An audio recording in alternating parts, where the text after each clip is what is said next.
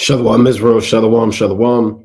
Brother Nakwam, Watchman for Israel, coming back at you with these precepts and another cold cut, giving, of course, our honor and glory to Yahweh by Shema Mashiach wa Malak Rashad. Double honors to the elect elders of the house of David that's been in this truth for decades and decades, patiently waiting and laboring for the second coming of our Lord Yahweh Shai. A hearty, mighty shalom to all of the mighty men of the Most High God who are out there on the highways and byways, pushing this truth, magnifying the ministry, presenting their bodies as a living sacrifice, and enduring all things for the elect's sake. Shalom to those men. Shalom to all of the men that may not be out there in the highways and byways as of yet, but they're working on it. They're getting built up in the spirit. They're praying, they're fasting, they're studying, they're being diligent and abounding in the work of the Lord. Shalom to those men. Shalom to all of the Aquath out there, the sincere sisters out there, holding it down in the households, reverencing the husbands, being submissive and diligent, and moving in the spirit of our righteous foremother. Shalom, shalom. Shalom to the ancient men, the children, and the elect of Israel scattered abroad throughout the four corners of the earth. And shalom to everybody tuning in live, Brother Azariah, Shalom King, Vernon Brody, Divash Branch, Yeshelia, Quadan, Ephraimite Ak, HBK Ent, Don Israel, Nigel Blends, T. Sellers, Shalom Williams, Shamar Yahawada, Taylor C., Kyoko Banyamyan, Judah 42, Solomon McFadden, Yolanda Caesar, and everybody else tuning in. And that will tune in, Lord willing. It is the Feast of Dedication. Kohalo Yahweh by Shema Mashiach wa Malak Rashad. All praise to Yahweh in the name of his only begotten Son, Yahweh Shai, our King, our Lord, for allowing us to come and keep this high holy day and this high holy week, if it be the will of the Most High, with joy, mirth, and gladness, and the remembrance of our forefathers and the acts of oath through the spirit and power of Yahweh by Shema Shai, stirring up our minds to go into these accounts and read about First Maccabees and read about Mattathias, read about Judas, Simon, Jonathan, our forefathers, and the leadership and the works that they have done to regain the land of Israel out of the hand of the heathen, expand our territories, cleanse the temple, dedicate the altar, and to establish a high holy day that is supposed to be kept for generation after generation. So all praises to Yahweh Shema Shai. It is the feast of dedication for brothers who are diligent and on fire, and who are following the calendar through the spirit and power of Yahweh Shema Shai. And we're going to dive into the Hasmonean dynasty, and we're going to dive into the Herodian dynasty, go into the history of First Maccabees, Second Maccabees, and kind of dive into why we keep the Feast of Dedication. And all praises to Yahweh Shema Shai. The Lord said, and let me get a quick precept in Ecclesiasticus chapter 33. Right? Let's go to Ecclesiasticus chapter 33. Because right now the world, they're putting up their well, really they set their tree up already for so-called sinmas. They're unwrapping gifts. They're freaking off with the so-called gods of this world, right? And everybody's into a spirit of Christmas and mirth and wickedness, idolatry, and lust, man. But on the right-hand side, we're keeping the high holy days. And this is what happened in ancient Egypt. The Most High put them in a literal plague of darkness, man. And we were the ones that had the light. And Yahweh Shema Shai, he's doing that again. A lot of our major high holy days are actually falling on the same day that the world is celebrating their wicked holidays. So they're in that gross darkness while we're the ones that have the light. Ecclesiasticus chapter 33 and 15. So look upon all the works of the Most High, and there are two and two, one against another. Right? So the Most High, he's a God of balance, equity, justice. You understand? Duality, right? You have good, evil, light, dark, hot, cold, night, day, the righteous and the wicked. And you have wickedness going on the earth right now, man. And we covered the wickedness of Christmas. We covered how evil and demonic and sinister that day is and where its roots are, you know? But on the right-hand side, we have the first day of the Feast of Dedication. And there are two and two, one against another. There's always a balance of things to offset one another, man. And every brother should be excited about the Feast of Dedication, man. This is a beautiful time through the spirit and power of Yahweh Shema Shai. Right, let's go to Second Maccabees. Right? I mean, First Maccabees. Right? Actually, Slaki, I do want Second Maccabees. Not First Maccabees 2, but Second Maccabees 1. Right? This is the book of Second Maccabees, chapter 1. And I want to kick this off because this was the prayer that our forefathers had when they did the dedication of the altar, right? This is Second Maccabees 1 and 24. And the prayer was after this manner: O Lord, Lord God, creator of all things, who art fearful and strong and righteous and merciful, and the only and gracious King, the only giver of all things, the only just, almighty, and everlasting, thou that deliverest Israel from all trouble, and didst choose the fathers and sanctify them. Receive the sacrifice for thy whole people Israel, and preserve thine own portion and sanctify it. Gather those together that are scattered from us. Deliver them that serve among the heathen. Look upon them that are despised and abhorred, and let the heathen know that thou art our God. Punish them that oppress us, and with pride do us wrong. Plant thy people again in thy holy place, as Moses hath spoken. And the priest sung psalms of thanksgiving. And this is a beautiful prayer, man, to kick off your feast of dedication. Praying that Yahweh, Ba'ashem Shai, delivers us from the heathen. Praying that the Most High destroys those that oppress us. Praying that Yahweh, Ba'ashem Shai, gathers the 12 tribes of Israel together, man, in unity under the banner of truth, right? So this is a prayer for brothers. You're looking for prayers and certain things to go into keeping the feast of dedication. You know, Second Maccabees, the first chapter, that's a beautiful prayer. And there are other prayers, but this is a prayer, you know, solely dedicated to the dedication of the altar during the days of our forefathers, right? So let's dive into the Hasmonean dynasty, right? Let's dive into the Hasmonean dynasty. And to begin with the Hasmonean dynasty, we want to go straight to the point. Let's go to First Maccabees, the second chapter, right? This is First Maccabees chapter 2, right? Now, the Maccabees, for those who may not know, is a record. Records, there were originally 5 volumes put together. When you read about Jason of Cyrene, who actually put this together as a Jew that lived out in what you call modern day Africa, right, in Cyrene. Now, this goes into the account of our forefathers during the time of the Greek Empire, who the Most High set up to deliver us from the hand of the Greeks, right? So this is First Maccabees, Slakia. Move this instance a little bit, right? All right, First Maccabees 2 and 1. In those days arose Mattathias, the son of John, the son of Simeon, a priest of the sons of Joram, from Jerusalem, and dwelt in Modin. So it starts with Mattathias. He came from one of the priestly lines. You can read about this man Joram in the time of David in First Chronicles, the 9th chapter, and I believe First Chronicles, the 24th chapter. Right? Let's go into this, man. First Chronicles. So in order to know about the Maccabees, you have to know about the lineage and where they come from. Right? This is First Maccabees chapter 9. It's like your First Chronicles 9 and 1. So all Israel were reckoned by genealogies. And behold, they were written in the book of the kings of Israel and Judah, who were carried away to Babylon for their transgressions. And now they're going to go into certain men that were part of that captivity and part of that exile. So when you go to First Chronicles chapter 9 and 10, you read about the priest. And this is where Judas Maccabees descends from. Where Simon, Thasai, he descends from. Jonathan, this is where he descends from. First Chronicles 9 and 10. And of the priest, Jedaiah and Jehoiarib and Jachin. So these are the priests that actually were set up by King David and by Solomon and by the kings of Judah to serve in their particular courts. Now, Mattathias and Maccabees, he goes all the way back to one of these priests. He is a Levite. The Maccabees are Israelites from the tribe of Levi. The priests are the Levites who serve in the tabernacle and the temple, right?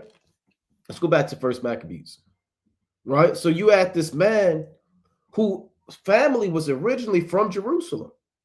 You know why? Because that's where the temple was. But in process of time, they dwelt in Modin. Now let's pull up Modin on the map. Right, Modin is a city in Judea. Right, let's pull up Modin on a Bible map. Right, so if you're looking on this map right here, you can see Arimathea. Right, that's where Joseph of Arimathea was from. We see Jericho, Jerusalem, Hyrcania. Right, and this is Israel under the Maccabees. This is a map, and this is something, brothers, you need to get into, man. Right, you need to know what you're reading about. You're just reading about these different cities, but you're not looking it up. The Lord said in Sirach 5:15, be not ignorant in anything, in a great matter or a small. Right? So if you're reading about Modin and it sounds unfamiliar to you because you may not have read it in the Old Testament, look it up. Look at where these places are, man. Galaad and Modin and these different cities that you read about in First and Second Maccabees. So here's Modin, right? Not too far from Jerusalem. So again, the priests that Mattathias and the Maccabees came from, their forefathers originated in Jerusalem, but in process of time, they lived in where they lived in Modin, which is south of Arimathea. All right, and this is a map during the time of the Maccabees, you know, and you'll read about these different cities. And you want to acquaint yourself with this history, man. This is your history. You know, we have to know where all of Esau's countries are, his capitals, state capitals, and cities. We need to know about our forefathers, right? And the lands that we dwelt in. Let's go back on. First Maccabees 2:2. And he had 5 sons, Johanan called Cadiz, Simon called Thasai, Judas, who was called Maccabeus, Eleazar called Avaron, and Jonathan, whose surname was Apphus. So he had 5 sons. Now, when we talk about the Maccabees, really Maccabees goes back to the Hebrew word, which means hammer. And that was a name really given to Judas alone because of Judas' warlike feats, how he was able to destroy the heathen. But it's been put on all of the sons of Mattathias. But originally, it was only attributed to Judas. But the spirit of being a warlike hammer and being vessels of vengeance was given to all of the sons. Right? So Simon, you hear people call him Simon Maccabees, while the Jonathan Maccabees are Judas. But it's really originally Judas. Right? Now, this is a let's see, here's a family tree of the Hasmonean dynasty. Right? You see Mattathias at the top. Right, the father. Then you see Judas and what time he ruled, Judas Maccabeus. You have Jonathan, who ruled after him, and you have Simon, who came after him. And then you have the sons that descended from them, John Hyrcanus and Alexander Jannaeus, Aristobulus, Antigonus, Aristobulus II, and all the way up until you see a man by the name of Herod the Great. We're going to touch on how did we go from a line of Levitical priests and warriors and kings and a genealogy to all of a sudden you got Herod the Great, which is an Edomite, right? So we're going to touch on this. This is a family tree of the Hasmonean dynasty, right? Of the Hasmonean dynasty. So let's go back to this, right? So First Maccabees chapter 2 and 6. And when he saw the blasphemies that were committed in Judah and Jerusalem, he said, woe is me, wherefore was I born to see the misery of my people and of the holy city, and to dwell there, when it was delivered into the hand of the enemy, and the sanctuary into the hand of strangers. Because during this time, you had Antiochus Epiphanes IV. Antiochus Epiphanes IV was a Seleucid king who came and forcibly Hellenized the Jews that were under his realm. Now, when you read Daniel, the 11th chapter, which you're not going to go too deep into, you read about 2 major kingdoms. You read about the king of the north and the king of the south. The king of the north are the Seleucids and that lineage that comes from them. Philopator and Euergetes III all of those different kings. And then you read about the king of the south, which are the Ptolemies or the Ptolemaic dynasty. Those kings were at war, and they both conquered the Jews. And the Jews were living in relative peace, man, until Antiochus Epiphanes came on the scene and did what his fathers didn't do. And his fathers allowed the Israelites to actually keep the laws and the commandments. Right? Now let's go to Daniel. Let's go to Daniel, the 8th chapter. Right? This is Daniel. I mean, we're not going to read this whole thing, but this is Daniel chapter 8 and verse number 9. It reads, we'll start at 3. Daniel 8 and 3. This is to give the background of the Greeks and Antiochus. Right? Daniel chapter 8 and 3. Then I lifted up mine eyes and saw, and behold, there stood before the river a ram which had 2 horns, and the 2 horns were high, but one was higher than the other, and the higher came up last. Now, this is going into the wars between the Persian Empire, the Medo-Persian Empire, and the Greeks. The ram that had 2 horns is the Medo-Persian Empire. They were high because they were the top kingdom on the earth. When it says one was higher than the other, that's the Persians being higher than the Medes, because the Persians actually took down the Medes. There's a man by the name of Cyrus the Great. Around 552 BC, he took down Astyages at the Battle of Ecbatana and took the kingdom from the Medes and actually made the Persian Empire become in complete control. Right? Reading on. I saw the ram pushing westward and northward and southward, so that no beast might stand before him.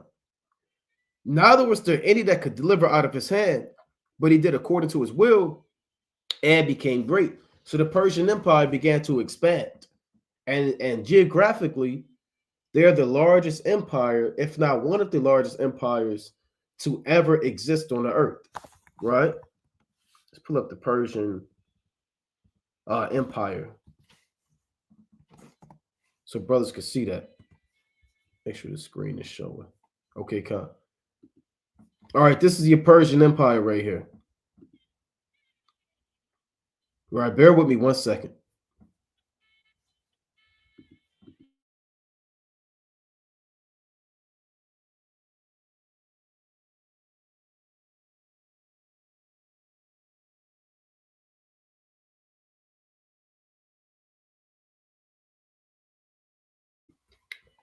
All right, this is your Persian Empire that you're looking at on the screen right now.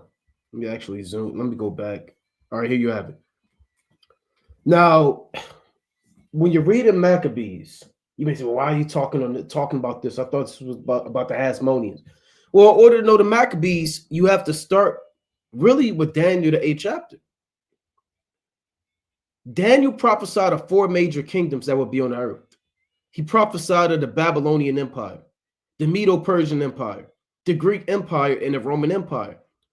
And like we always say, when you read the Old Testament, you read about 2 of those 4 major empires. You read about the Babylonian Empire, and you read about the Persian Empire, right? When you read the book of 2 Kings, when you read Esther, when you read Ezra, you read Nehemiah, you read Malachi, Habakkuk, all of these prophets, they prophesied the majority of them within that Babylonian and Medo-Persian Empire. And then in the time of the New Testament, you're reading about the Romans. But the Maccabees took down the Greeks. So where can you read about the Greeks coming into power? You have to read Daniel, the 8th chapter. You have to know who is the ram that had 2 horns. That's the Persian Empire. Persia came from the province of Persis that you're looking at right here. And Persepolis was one of the 4 major capitals of the Persian Empire, along with Susan and these other cities that they had. So Persis was just a small province. But eventually Cyrus the Great came into power and he started taking down a lot of the Medes territories that was established by Cyaxares around 626 or 630 BC, right?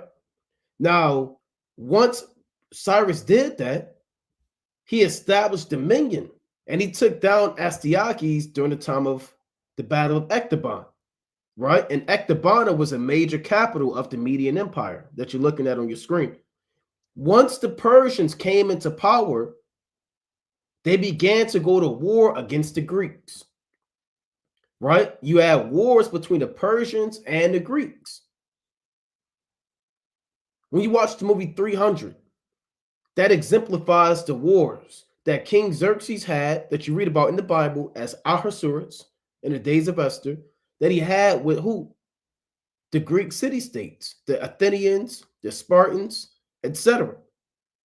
All right, so you have to go into this history, right? You have to know a little bit of secular history when you go into the Bible. You're dealing with prophecy. So let's go back to this. Daniel chapter 8 and verse 4. I saw the ram pushing westward and northward and southward, so that no beast might stand before him. Neither was there any that could deliver out of his hand, but he did according to his will and became great. So the Persians became great. They were a great empire, right? Let's go to Daniel, the 11th chapter, right? This is Daniel chapter 11 and verse number 2. And now I will show thee the truth. Behold, there shall stand up yet 3 kings in Persia, and the 4th shall be far richer than they all. And by his strength through his riches, he shall stir up all against the realm of Grecia. So Daniel prophesied of 4 major Persian kings, right? Cambyses II. You read about Bardiah, aka Pseudo-Smyrdes. You read about Darius I. Then you read about Xerxes, right? Those are the 4 kings. The 4th that was richer than them all was Xerxes. He had a great empire. That's the one you read about in 300, or you're watching the movie. And what does it say? It says, and by his strength through his riches, he shall stir up all against the realm of Grecia. So he fought against the Greeks, right? You had the battle of Marathon, and you had the battle of Thermopylae. Those are 2 major battles between the Greeks and the Persians, right? Now, really, Xerxes, his father, Darius, he fought against the Greeks at the battle of Marathon, right? Now, they lost that battle, you know? Persians, they lost that battle against the Athenians. And then Artaxerxes, or Xerxes rather, came into power. So you know what? I want to avenge my fathers. And he sought to go to war against the Greeks, and he lost that battle too. So now the Greeks became to come into power, right? Let's pull us a battle of Marathon, right? I'm not going to go too deep into this. The Battle of Marathon was a decisive victory for the Athenians over the Persians in 490 BC. During the first Persian invasion of Greece, the Persians invaded Greece. Like we read in Daniel 11, they got defeated by the Greeks, right? Why did they get defeated by the Greeks? Because the Most High set it up.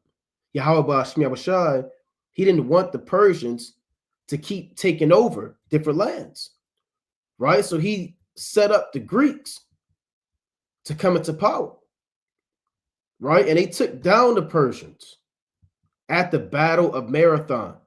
Why did the Greeks defeat the superior Persians? Because the Most High allowed it to happen. Why did David defeat Goliath? Right?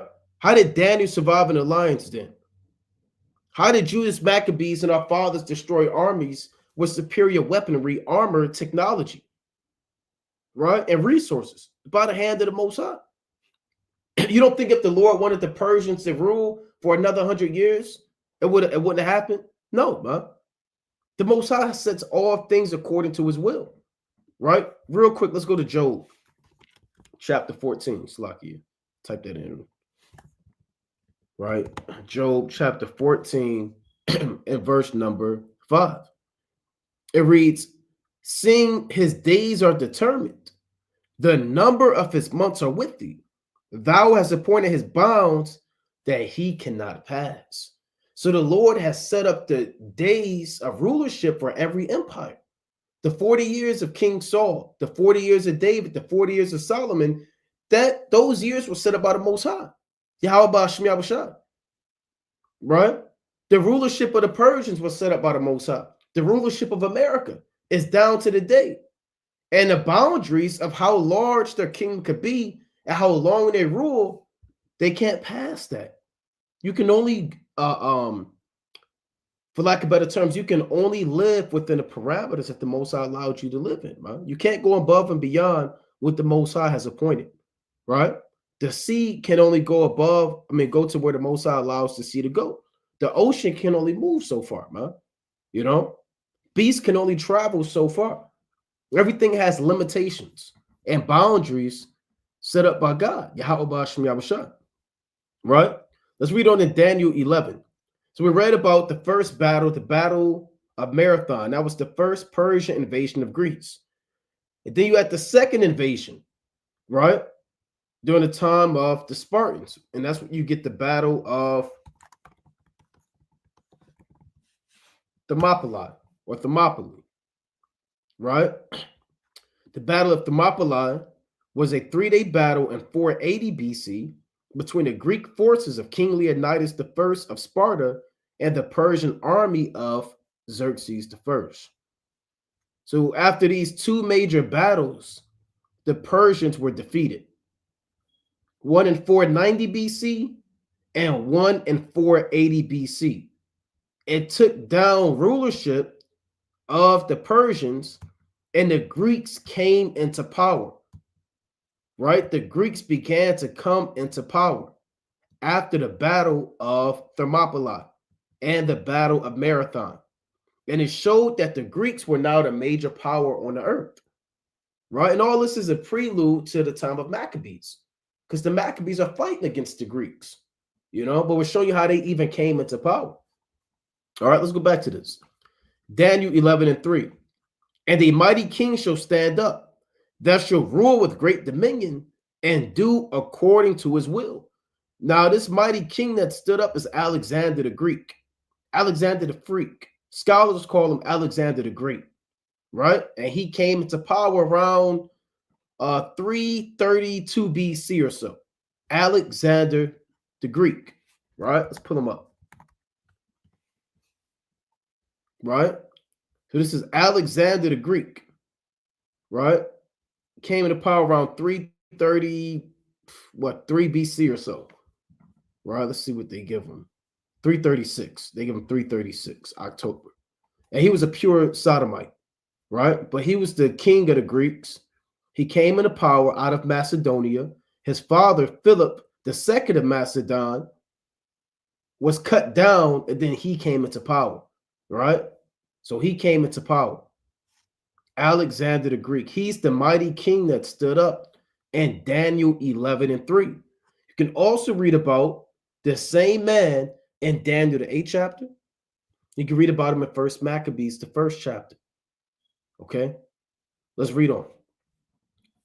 Actually, let's read 1 Maccabees 1. Right? Let's go to 1 Maccabees chapter 1 and verse number 1. 1 Maccabees 1:1.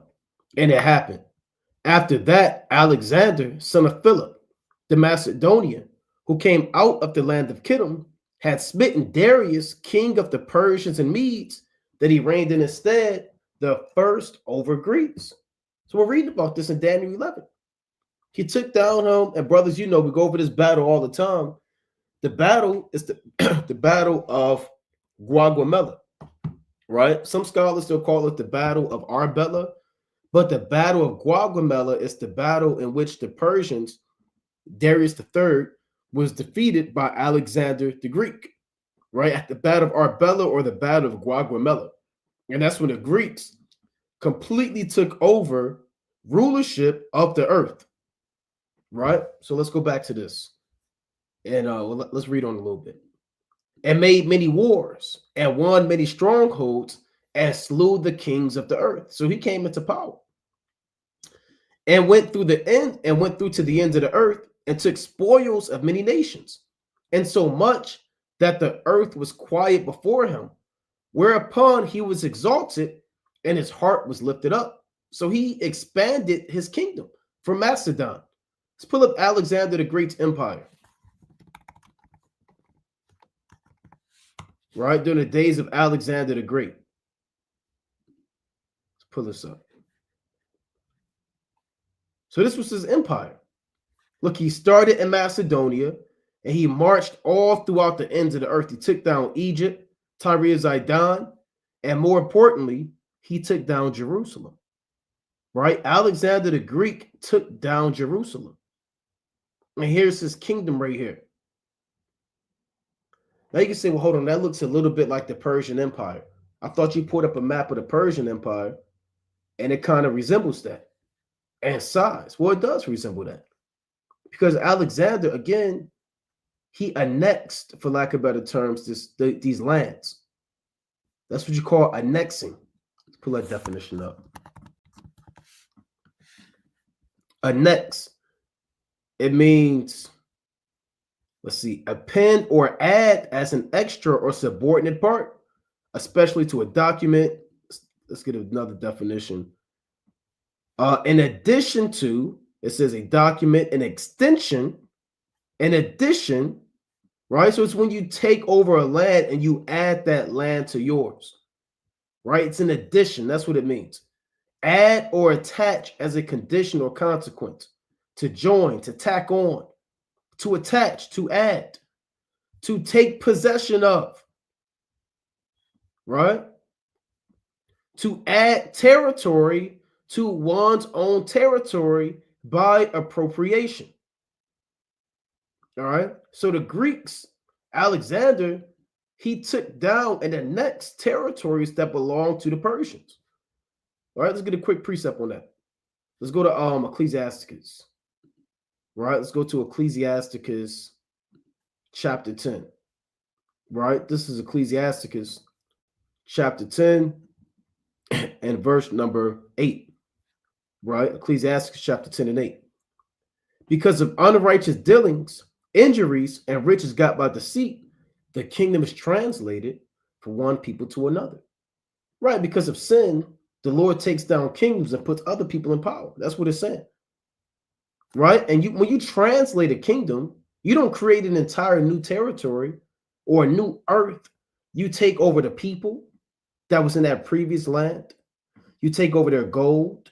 You take over their religious structures, their temples. You might say, look, you can keep serving your gods. Or you might destroy their temples. Right? You might enslave their women. Right? You might kill off their warrior class, destroy their priests. You might convert them, make them serve your God. You take their gold and silver, and you would translate their kingdom to yours. You know, and Yahweh Shah is going to do that. When you read Revelation, the 11th chapter, you read about Yahweh Shah taking over these different kingdoms. Right? Revelation chapter 11 and 15.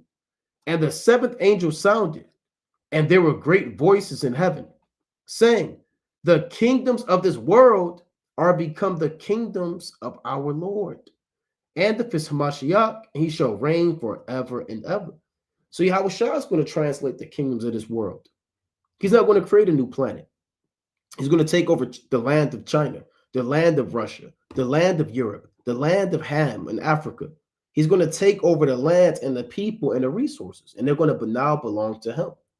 You know, and that's what the Greeks did. And that's what every major empire does. They come into power and they take down the lands that previously were ruled by other nations, right? Let's go back to First Maccabees, right? First Maccabees chapter 1 and verse number, let's read 4. And he gathered, this is going into Alexander, and he gathered a mighty strong host and ruled over countries and nations and kings who became tributaries unto him. Keep in mind, this includes us. We became tributaries under the Greeks. We had to pay them in taxes and food and cattle and things of that nature. And after these, he fell sick and perceived that he should die. He had AIDS. All right. He was a homosexual. He was a sodomite. He either died of tertiary syphilis, stage 3 syphilis, which is uncurable, where you go blind, you get ulcers and things like that, or he had acquired immune deficiency syndrome, you know. Wherefore, so he died, wherefore he called his servants, such as were honorable, and had been brought up with him from his youth, and parted his kingdom among them while he was yet alive. So Alexander died, he divided his kingdom to his different generals. And a lot of his generals grew up with him. Seleucus the first, he had older men, Antigonus, Monopathalus, right? You had men like Hystiapes, which is one of his lovers. You had Perdiccas, which was one of his top men, right? You had Lysimachus, you had Cassander, you had Ptolemy, you had these major generals that he divided his kingdom to. And a lot of his generals, they fought over his body, man. And they fought over who would take over the kingdom of Alexander, right? Let's go back to Daniel, the 11th chapter, right? So let's read Daniel 11 and 3. And a mighty king shall stand up, that shall rule with great dominion and do according to his will. Who's that? Alexander. We've been reading about him in Maccabees. And when he shall stand up, his kingdom shall be broken, because he died, and shall be divided toward the four winds of heaven, and not to his posterity, nor according to his dominion which he ruled. For his kingdom shall be plucked up, even for others beside those. What does that mean? It means when Alexander reached the age of 32, he died. Out of all those generals I named, Perdiccas, Hystiapes, etc., Antigonus, he had four major generals who he gave his kingdom to, right? That's why it says he divided his kingdom toward the four winds of heaven. His four major kingdoms or four major generals are who? And you brothers, says you walked on the highways and byways, you should know this, right? You have to know this. Cassander, Lysimachus, Ptolemy, and Seleucus. Those are his four major generals, right? Ptolemy had parts of Egypt, right, in northern Africa. Seleucus had Asia Minor, parts of Asia Minor, and Mesopotamia. You had Cassander and Lysimachus, who had Macedonia, Ionia, and Thrace between those two men, right? So he divided his kingdom among them, right? So let's go to Daniel. Let's go back to Daniel 8th chapter. So Alexander died. He, as the leader of the Greeks, the king, he divided his kingdom to four other generals who began to fight amongst themselves. They began to fight amongst themselves. This is what scholars call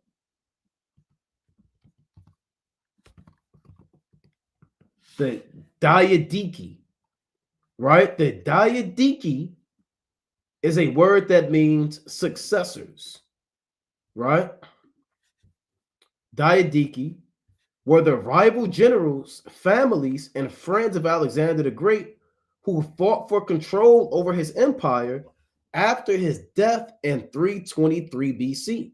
The wars of the Diadochi marked the beginning of the Hellenistic period from the Mediterranean Sea to the Indus River Valley. So all these Edomites, Salakia, they were fighting over who would be in control, right? And you can see, let's see if we get a good map. It's always harder to find a good map because when you look at his generals, depending on what time period, they may show Antigonus or they may show, or he may not be there. Now, this is in 301 BC. You see Seleucus the first. You see what part of land he has. Ptolemy the first. You see Antigonus. Now, Antigonus was an older general, but in the process of time, he ended up getting defeated by Seleucus, you know, and Seleucus ended up taking a lot of his territory. So he slowly fades away. And you see Cassander, who had Macedonia, and Lysimachus, who had Thrace. So his four major generals are Lysimachus, who had Thrace, and parts of Asia Minor, Ionia, Cassander, who had Macedonia, Ptolemy, who had Egypt and parts of northern Africa, and Seleucus the first Nicator, who had what? Mesopotamia, right? Mesopotamia and the Levant. right? He had that area predominantly, right? So let's go back to this. Daniel chapter 8 and verse number, let's jump down to verse number 9. Daniel 8, I'll read 8 and 8. Therefore, the he-goat waxed very great. The he-goat is the Greeks. They took down a ram that had 2 horns. And when he was strong, the great horn was broken. And forward came up 4 notable ones toward the 4 winds of heaven. Right? So who is the 4 notable ones? The 4 notable ones are Cassander, Lysimachus, Seleucus, and Ptolemy. These are Alexander the Great's generals, the Greek generals who came into power. Verse number 9.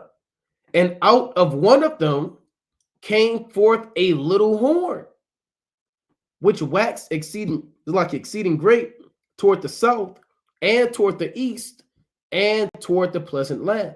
So out of those 4 generals, there's a man called the little horn. The little horn is Antiochus Epiphanes IV. When we talked about those 4 major generals, we're going to now focus on Seleucus I Nicator.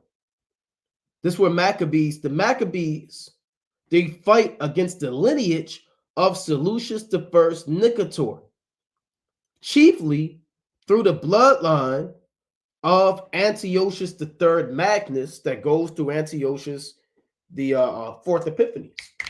And if you want to learn more about Seleucus I and Ptolemy, you can watch the Daniel chapter 11 series, where we broke down all the Daniel the 11th chapter between the king of the south and the king of the north. Right?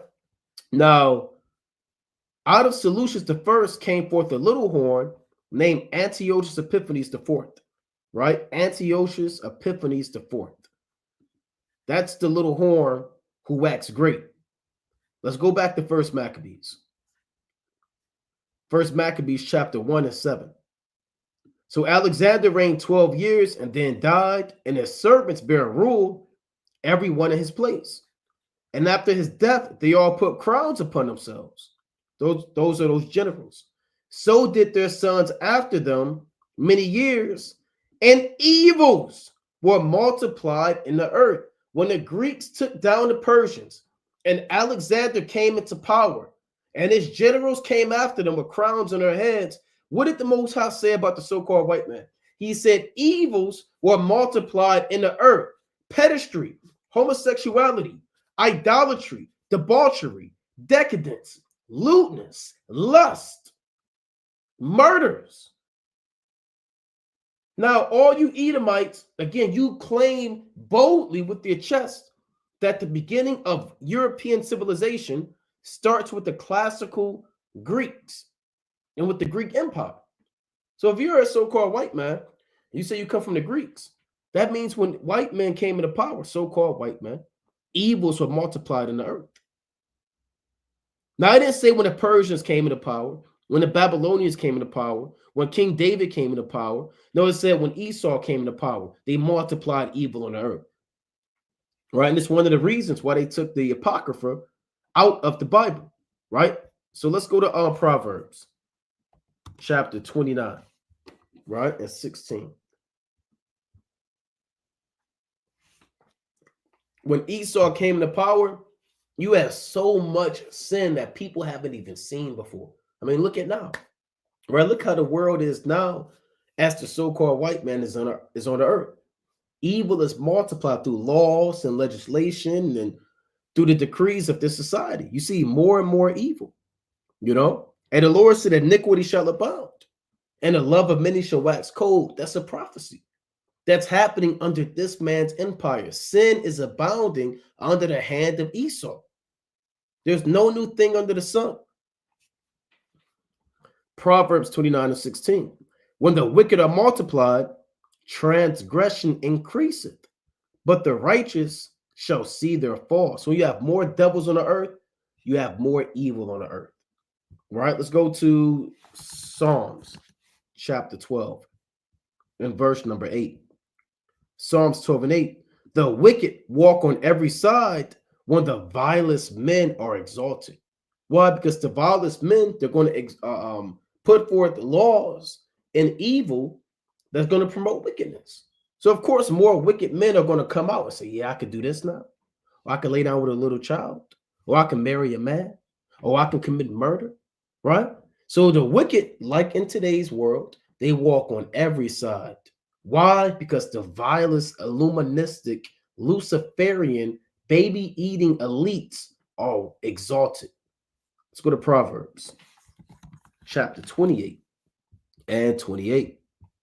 It reads, when the wicked rise, men hide themselves, but when they perish, the righteous increase. So when you have Edomites rise into power, men, they hide themselves because they fear their lives. They fear their wealth. They fear their lives being taken. They fear their children being molested. Men hide themselves, man. They don't come out when Esau is out, when the police is out, when the streets is martial law.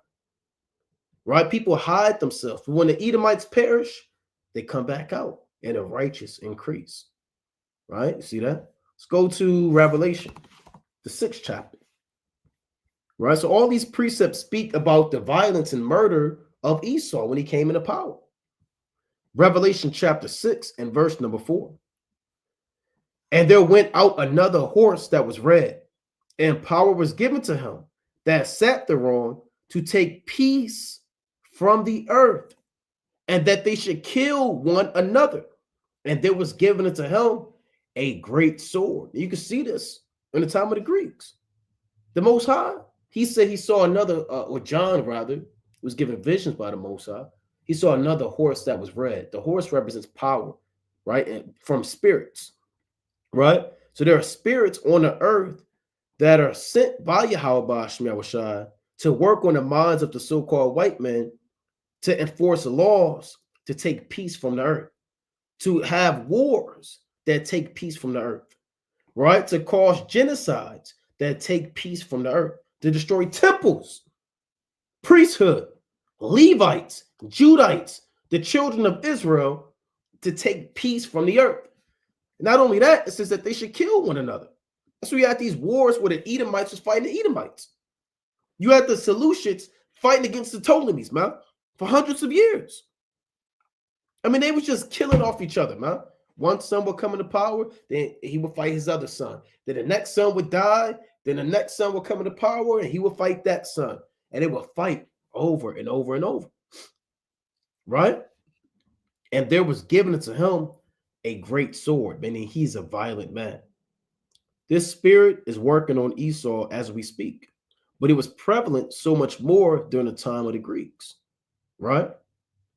Where peace was taken from the earth. That's why it says in First Maccabees, when they came into power, it says, and evils were multiplied in the earth, right?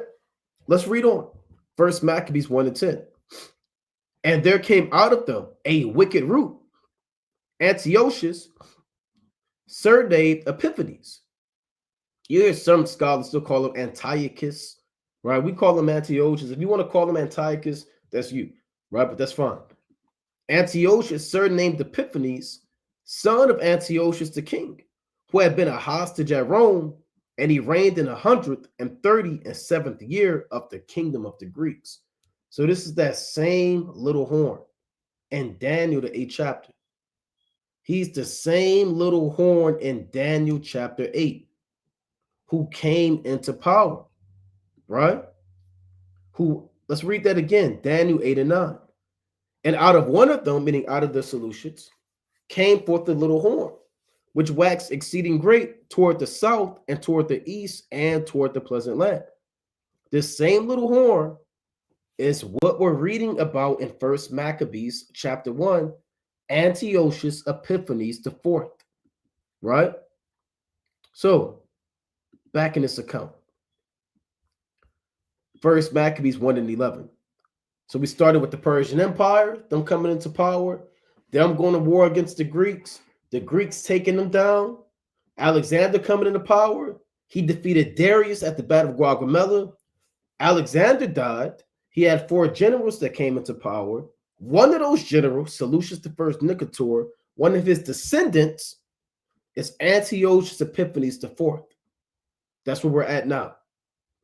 So when the Maccabees went to war, they went to war against the wickedness that Antiochus had set up. Right? First Maccabees 1 and 11. In those days went there out of Israel wicked men, who persuaded many, saying, let us go and make a covenant with the heathen that are round about us. For since we departed from them, we have had much sorrow. I mean, how wicked can you be, man? Right? What a defeatist mentality to have, man.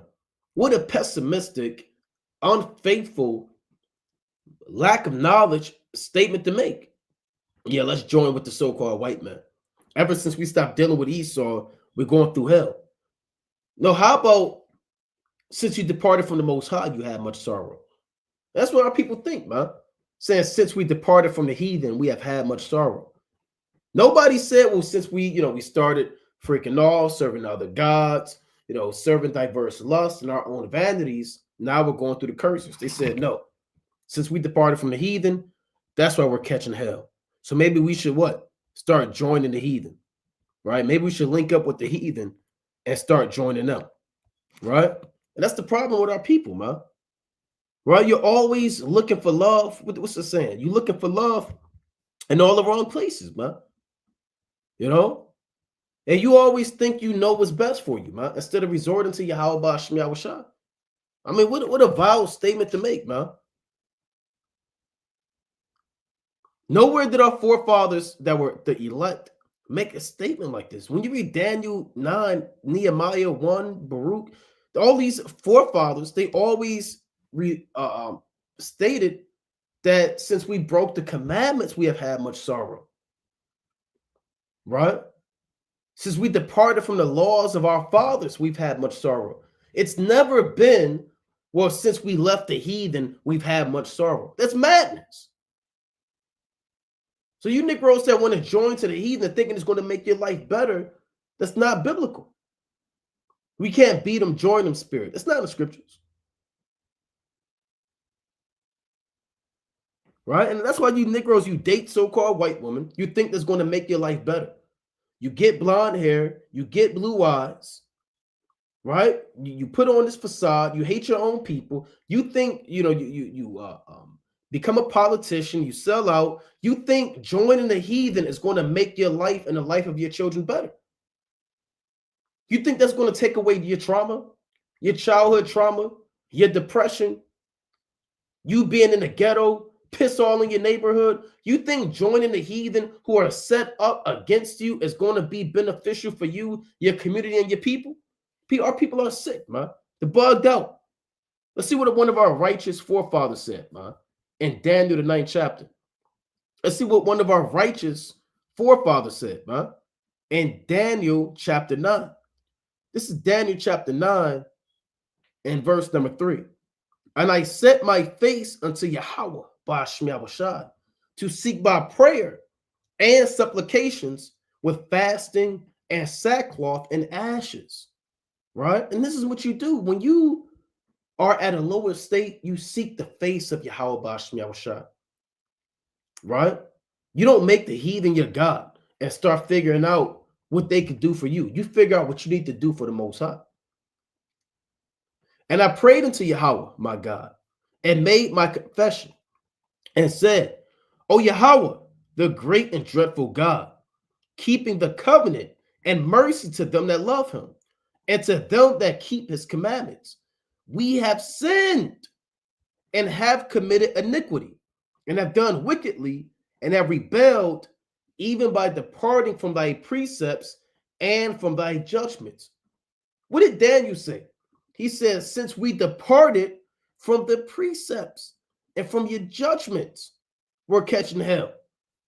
What did they say in the top of Maccabees? For since we departed from the heathen, we have had much sorrow. And that's the difference between one of the elect and a damn heathen coon. Right?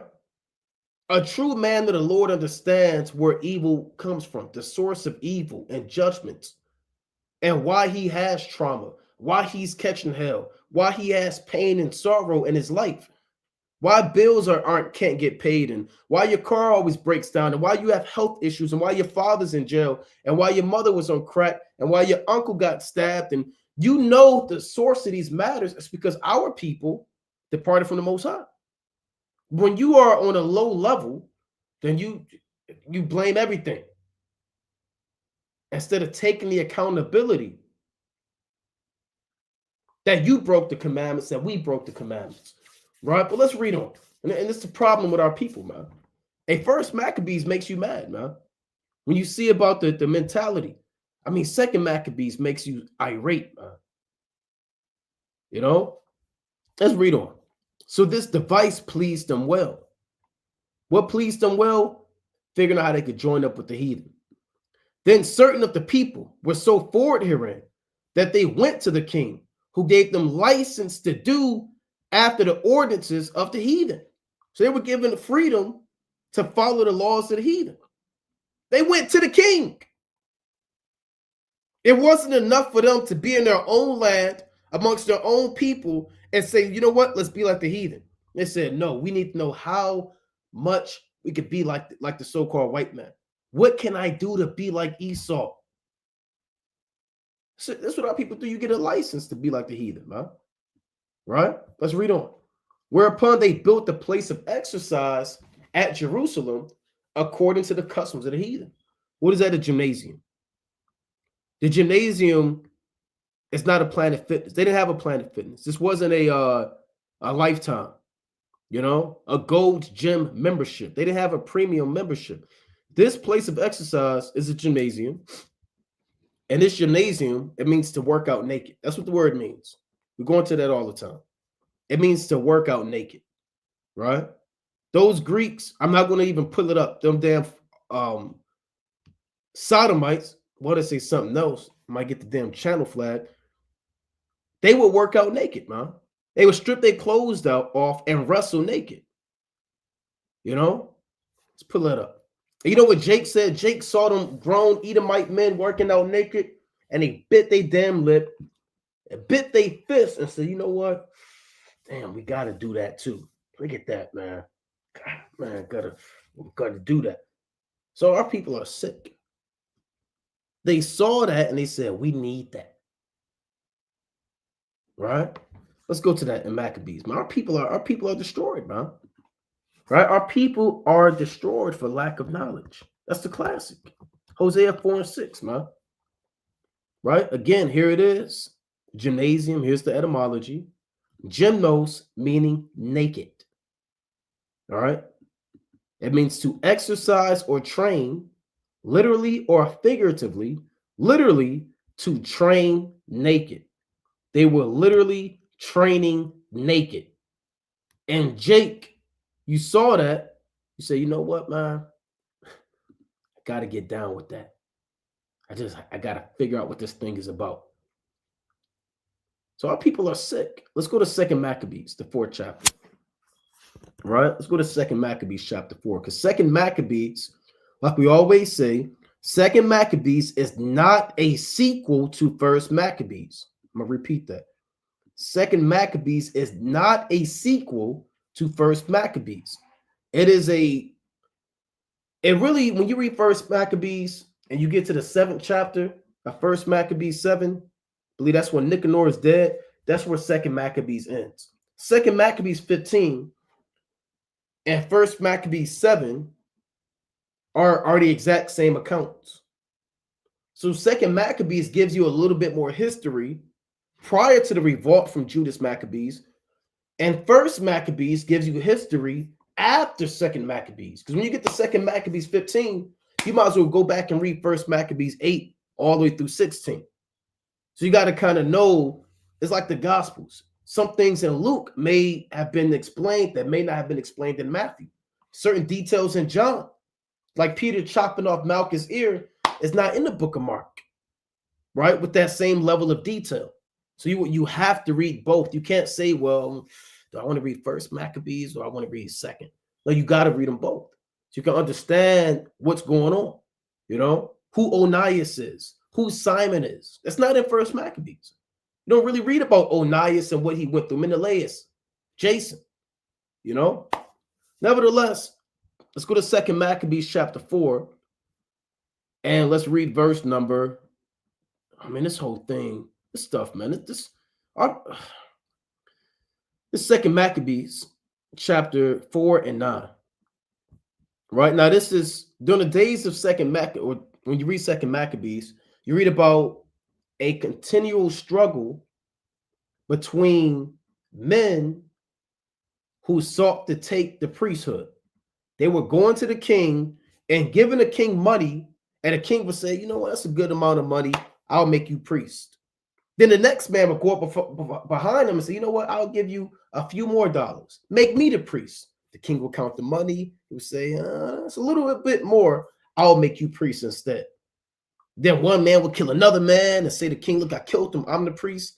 You had all these men commit murder and bribery for the priesthood. You know, Jason, Menelaus. 2nd Maccabees chapter 4 and 9. I will start at 7. But after the death of Seleucus, when Antiochus, called Epiphanes, took the kingdom, Jason, the brother of Onias, labored underhand to be high priest. How wicked is that? You paying to be the high priest. You trying to buy the priesthood. You can't buy the priesthood. Where is that at? When the Lord told Aaron and Moses, once you reach a certain money of shekels, weight of shekels, you can be the high priest. You have to be of the lineage of the priest to become a priest. And you can't buy the priesthood. It's like these Negroes that buy their way into being a bishop and a deacon because they paid $20,000 to go to a local seminary school, receive a certificate, and now they have a self-ordained bishop and a deacon and a priest. And they run your Catholic church and they pimp your grandmother out, man, every Sunday. They bought and they labor underhand to be priests. See, we're priests of the Most High, of Yahweh Ba'Shem Yahushua. And we were chosen to be priests. We didn't labor. Well, you know, Yahweh Shah, I got 20 shekels. Hey, I'm from this side of this city, Detroit. Hey, look, I'm thinking about coming into this priesthood. And Yahweh Shah, no, it don't work like that. You don't labor to become the priest. You are chosen and preordained to become a priest of the Most High. But this man, he labored underhand to be high priest, promising unto the king by intercession 303 score talents of silver, and of another revenue 80 talents. So this was off. Beside this, he promised to assign 150 more if he might have a license to set him up a place of exercise, and for the training up of youth and the fashions of the heathen, and to write them of Jerusalem by the name of Antiochus. So he said, look, I want to buy the priesthood. If you give me the priesthood, I'll build a gymnasium, and I'll have all my sons and daughters, my sons, strip their clothes off, and they'll work out naked for you, Mr. White Man. Right? Just give me power. This is called selling out. You want to know about selling out? You think selling out is a conspiracy? You think when we talk about these athletes, these celebrities, these top entrepreneurs, you think they came into power by accident? You have to compromise your integrity. You have to sacrifice the well-being of your own people, man. A lot of these guys got to sacrifice their mother, man. Think Kanye West, they said he had to sacrifice his mother. Jennifer Hudson, all her family, they burnt up in a damn house fire. Anytime you see a celebrity or a rapper, chiefly Jake, or an athlete, they become a superstar, a world famous celebrity, go check and see they family, somebody just died. Something just went down. You know? So this is called selling your soul for power and sacrificing your own people. Let's go to Ecclesiastes, the 10th chapter, right? About selling your soul. Selling your soul is real. That is not a conspiracy. It is not a Negro myth, man. You know? This is Ecclesiasticus chapter 10 and verse number 9. Right? Ecclesiasticus chapter 10 and 9. Why is earth and ashes proud? There is not a more wicked thing than a covetous man. For such an one setteth his own soul to sale, because while he liveth, he casteth away his bowels. So you have men that'll set their own soul to sell. Does that mean you take your soul, you rip it out, put it in a jar, tape it, put a piece of tape on there, you write soul. You give it to the white man, he says, oh, look at this soul, Ray. It's good quality. Here's $50. No, it means you compromise your integrity and a holy spirit of righteousness and purity in exchange for power, wealth, and carnality. This is what Jason did. He took money that could have went to the welfare of the orphans, the fatherless, the widows, and the strangers of his own people to strengthen his own city and his own community, gave it to Esau, said, I'll give you this to be the high priest, put me in power, and I'll make sure all my sons and all the little youth in my neighborhood are destroyed. That's what these rappers do, man.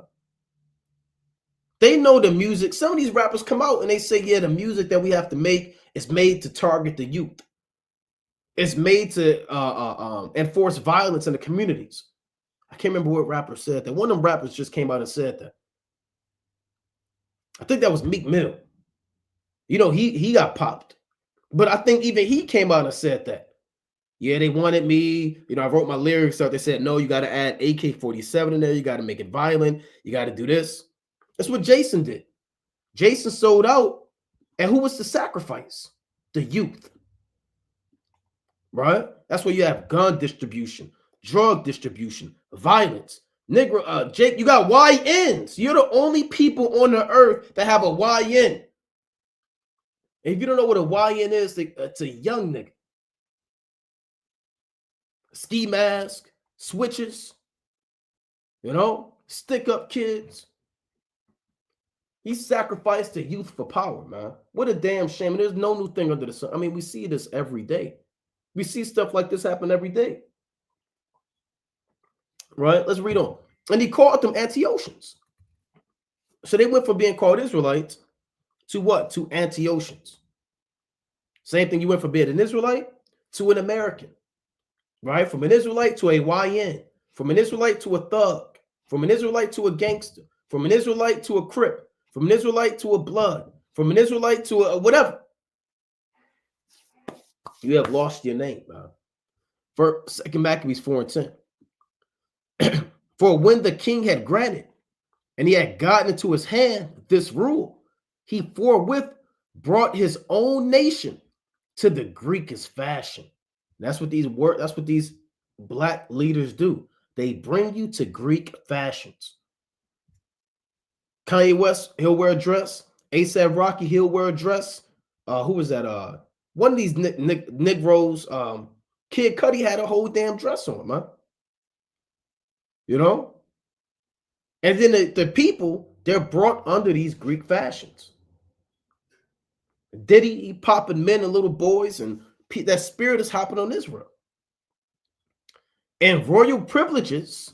See what happened when you sell out? What do you get? Royal privileges. Right? You get royal privilege. You get Bentleys, red carpets, paparazzi, mansions, women, any drug you want, right? Any pleasures that you can meditate on.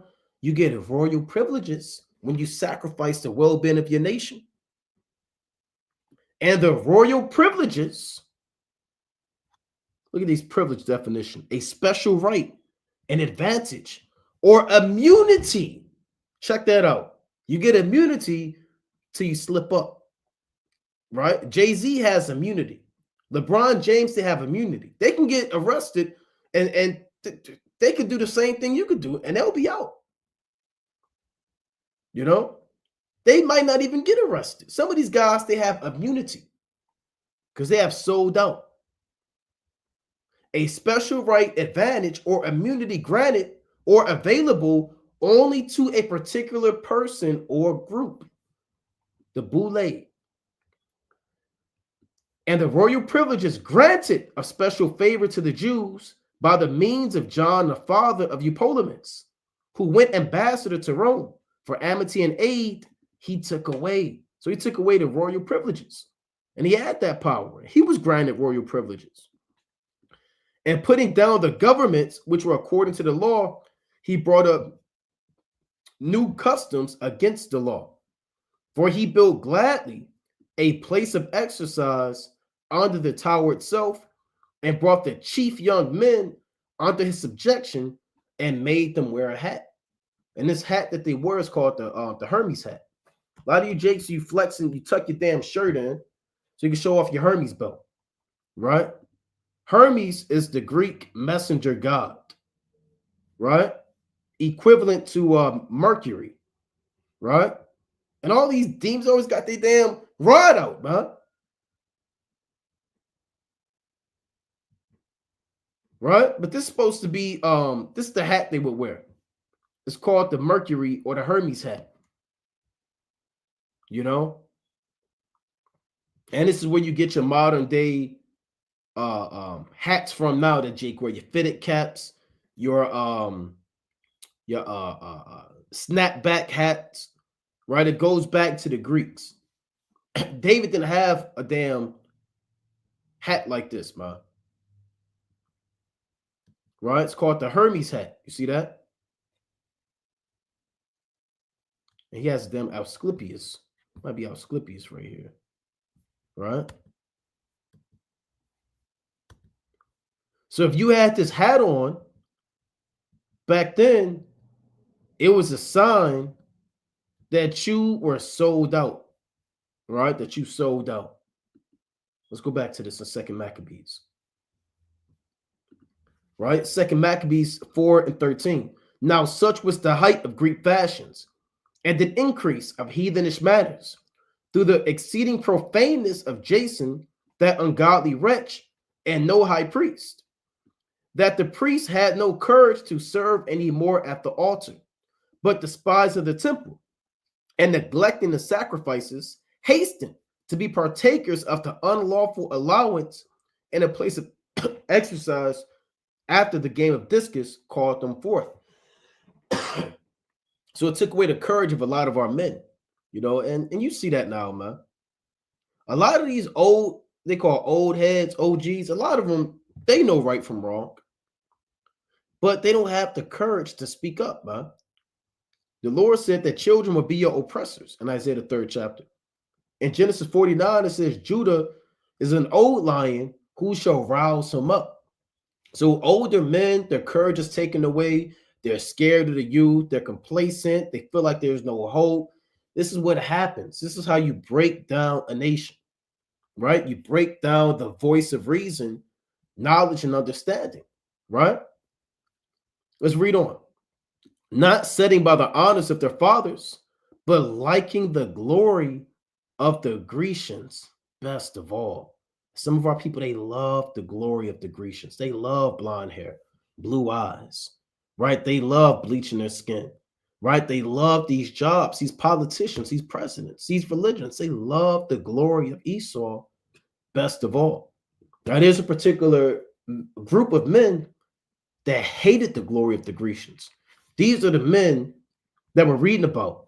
These are what we call the Maccabees, right? These men came into power and they saw the wickedness that was done by Antiochus and our people, right? Let's jump down. First Maccabees 1 and verse 15.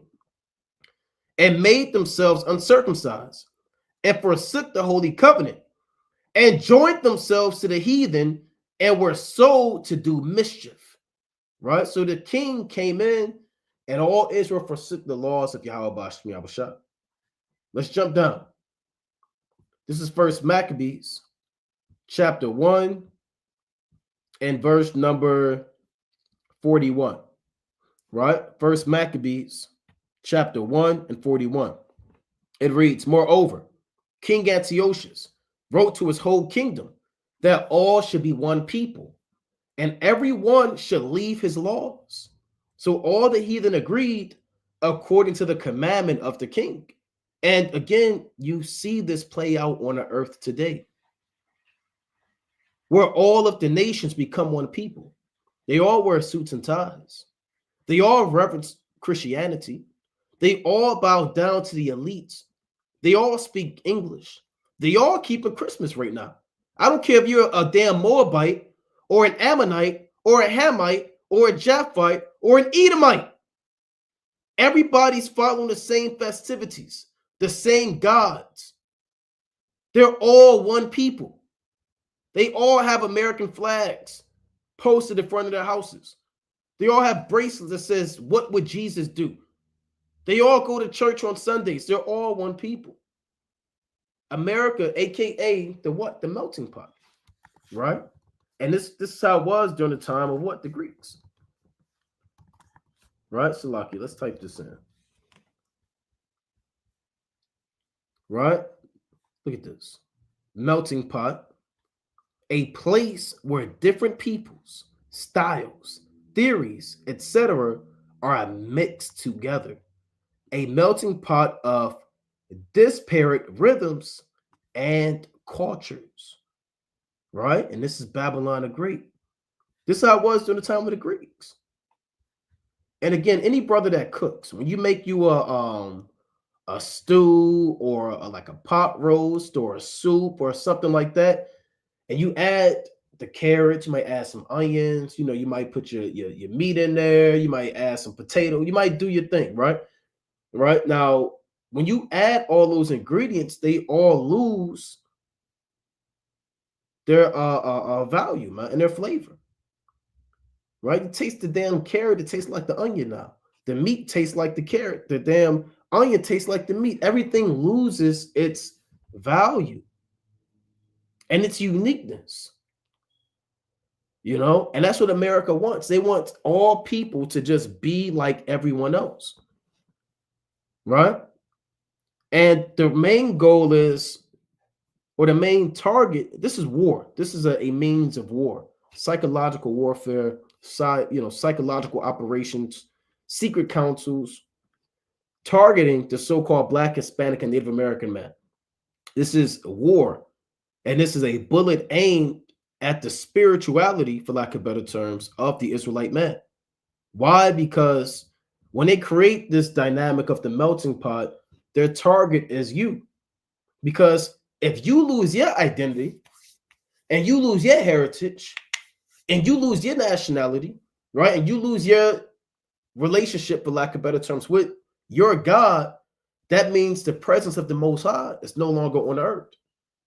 That means there's no more, no one can enforce the laws and the commandments anymore. There's nobody on the earth. There's no nation of people to determine what's righteous. There's going to be no more nation of people to determine what's sin. So if you get caught up in there and you mixed up in this pot, then all hell breaks loose.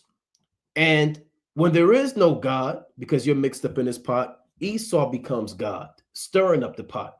And that's what he's done. He's become the God of the earth. He has established himself as being the Most High, because there is no Most High. And when I say that, I mean that the Israelites, prior to this truth being made manifest, there was nobody to speak on behalf of the Most High. That's why Isaiah the 14th chapter, he comes out, he just says it, man. The Most High gives you his MO. He said, I will be like the Most High. Right? Let's read that. Isaiah chapter 14 and verse 13. For thou hast said in thine heart, I will ascend into heaven. I will exalt my throne above the stars of God. I will sit also upon the mount of the congregation and the sides of the north. I will ascend above the heights of the clouds. I will be like the Most High. I'm going to enforce laws. I'm going to tell you what's evil. I'm going to tell you what's sin. I'm going to know your thoughts and your movements, and I'm going to track you and follow you and see you. I'm going to be Jesus. I'm going to be God. I'm going to be Peter and the angels. I will be like the Most High. Right? Now, this is during the time of Maccabees. All should be one people. Right? And everybody agreed to it. Let's read on. First, Maccabees 1:43. Yea, many also of the Israelites consented to his religion and sacrificed unto idols and profaned the Sabbath. So that's a religion. This is a religion. You being like the so-called white man is a religion. What we call Babylonianism, right? Which goes back to the ancient Babylonians in the days of Nimrod, right? It's that Tower of Babel spirit. And the same way during the days of the building the Tower of Babel, you had the sons of God, or certain sons of God, who wasn't with that. Eber, he wasn't with the Tower of Babel. Peleg, for in his days was the earth divided. He wasn't with the Tower of Babel. Selah, right? The father of Eber, he wasn't with that. You're always going to have a remnant of Israelites that are not going to consent to all people being one. It was like that during the days of Nimrod, you know. It was like that during the days of the Maccabees, and it's like that now. You had the sons of God during the time of Nimrod, who was going off, man. You know, you had the sons of God during the time of the Maccabees that was going off. You have the sons of God in this life now who still consent to his religion. Yea, many also of the Israelites consented to his religion and sacrificed unto idols and profaned the Sabbath. For the king had sent messengers unto Jerusalem. It's like for the king had sent letters by messengers unto Jerusalem and the cities of Judah that they should follow the strange laws of the land and forbid burnt offerings and sacrifice and drink offerings in the temple, and that they should profane the Sabbaths and festival days and pollute the sanctuary and holy people, set up altars and groves and chapels of idols, and sacrifice swine's flesh and unclean beast. So they wrote letters out. We need y'all to offer pork, serve these gods, get real wicked. Everybody be real wicked. You had a lot of Israelites that read that said, say less. Right? Let's get real wicked, man. Let's see what more wickedness we can do. And they had to offer swine's flesh and unclean beasts like mice, rats, centipedes on the altar, you know, damn dogs on the altar, that they should also leave their children uncircumcised and make their souls abominable with all manner of uncleanness and profanation. Here's the point. To the end they might forget the law and change all the ordinances. So what is the purpose of the laws of America? The laws of America, in a broader sense, are established for you to forget your own laws. The policies of America and the customs of Babylon the Great are strictly established to target the Israelites, that you can forget your own laws and you change your ordinances. And again, we represent the Most High on the earth, right? Like we always say, we say Esau's the devil. Scriptures say that. We say he's the physical counterpart of the spiritual demon Satan. You have the spiritual demon Satan that you can't see with your bodily eyes. Then you have the physical Satan, who's manifest as the so-called white man. We are on the right-hand side. We are the physical counterpart of Yahweh Shai on the earth. Although you can't physically see Yahweh, why Yahweh Shai with your bodily eyes right now, you see him when you see us, because we're supposed to be in the image and glory and likeness of the Most High. So if you take away that from us, you take away the presence of the Most High on the earth. So that, and Esau knows that. That's why he said to the end that they might forget the law and change all the ordinances, right? And whosoever would not do according to the commandment of the king, he said he should die, right? So if you didn't get down with the ways of the Greeks, you were put to death. Capital punishment. Let's jump down. Verse number 54. Now the 15th day of the month Caslu, in the 140th and 5th year, they set up the abomination upon the altar and builded idol altars throughout the cities of Judah on every side. So the abomination of desolation is when he offered swine's flesh on the altar. Imagine that, man. Right? They go in there, they slice a pig throat, sprinkle his blood on the horns of the altar, dip their fingers in their mouth with blood all on their face, man. Take the swine's flesh, slit it open on the altar. All his intestines fall out, man. Mince them up in pieces, throw the fire on it, and they say, why don't you smell that, God? Right? You think we want to keep your laws down here? You think we want to serve you down here? You know what? Smell some pork on your altar, God. Do something about us down here. Take that. You see what we doing to your people? Smell some swine's flesh up there in the third heaven. That's what they were saying. Right? So this isn't, okay, I just put pig on the altar because I want to eat it. No, it's that they pretty much saying, you know what, to the Most High. That's what they're saying. Now, if you don't know what you know what mean, they pretty much said, hey, to hell with the Most High. Right? In a more vulgar, expletive-filled manner. Because remember, these sacrifices are a sweet savor to the Most High.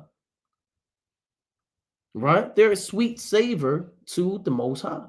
Right? Let me get that in Ephesians. Right? Ephesians chapter 5 and 2.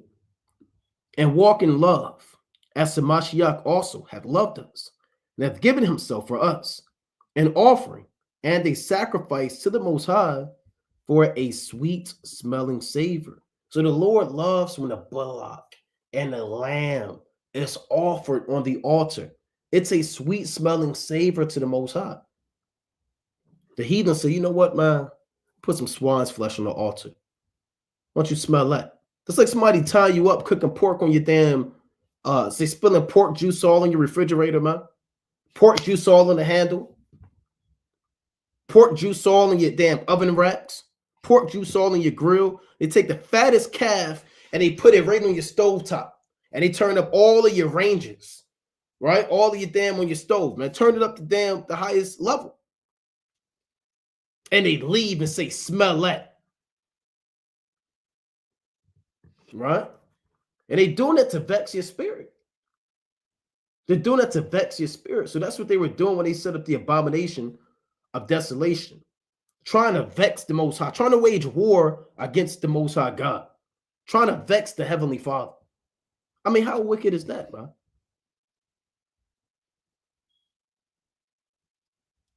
I mean, how wicked is that? But yet you leave it up to these Christians, yet the so-called white man can be saved. He's not that bad. It happened so long ago. Get over it. It's my brother in Christ. And hell with the so-called white man. Set up the abomination of desolation. Let's read on. And burnt incense at the doors of their houses and in the streets. And when they had rent in pieces the books of the law, which they found, they burnt them with fire, man. So they took the scriptures and they burnt. Imagine that, man. They come and take your Bible and they rip out all of your pages. They boil it all up, all your highlights, all of your notes, all of your damn, notations you made. And they rip it all up in front of your face and they burn your Bible with fire. And his spirit is coming back on the earth, man. And his spirit is coming back on the earth. Don't say that was then. Because the Lord said that which hath been is that which shall be.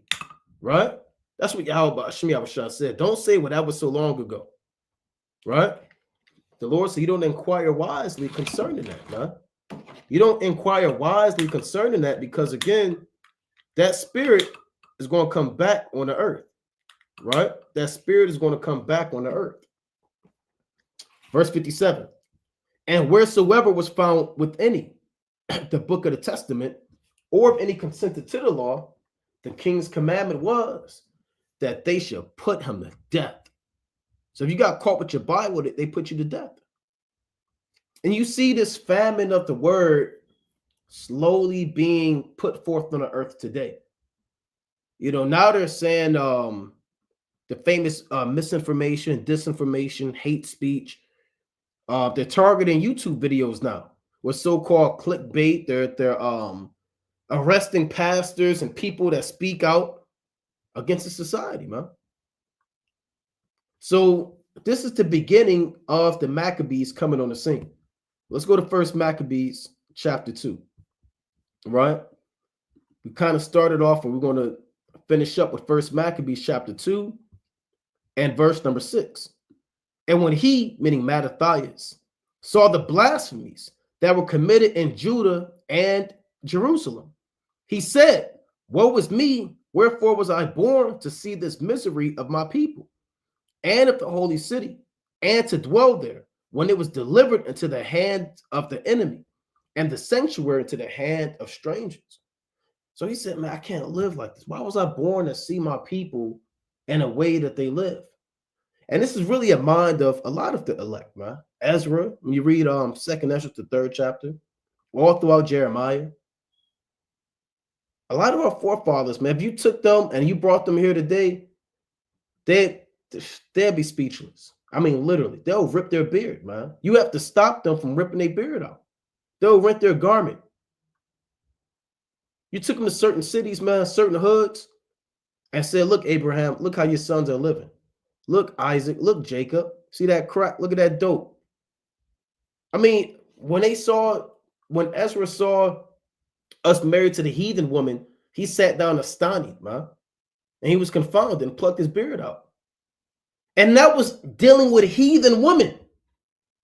That was so wicked for him, or that was a wicked in his sight, where he said, damn, I got to pluck my beard out. So imagine if you took him to Detroit, Chicago, LA, Baltimore. Hey, man, they'll lose their damn mind. You have to tell them, like Lot told the angels, don't go out here, man. Lot had to tell the angels, you can't tarry out all night, man. I know what goes down in these streets. So Mattathias, he was like, man, I can't afford to see my people like this, right? So let's jump down, right? First Maccabees 2:15.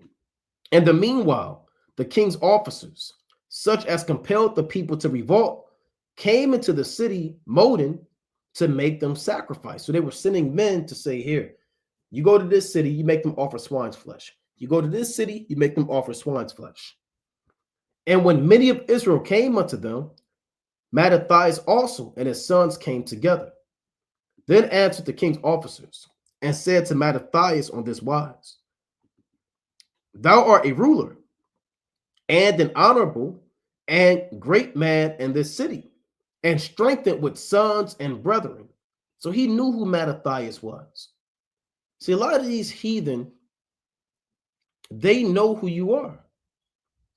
They know who the honorable men are within our nation and our community. And they target those men. And if these men sell out, then men may follow. And they're going to be persuaded to also sell out. That's what they always get men that come into power, to try to get them to sell out or compromise. And they have COINTELPRO and had these guys, prevent deliverance. That was one of the mottos of J. Edgar Hoover. He said, we have to stop the rise of a black messiah. He said that. Right? He said that's the number one threat to the Negro or to the American lifestyle. Let's see if I can find that. J. Edgar Hoover. See if I can get that quote. Right? He actually said that, man.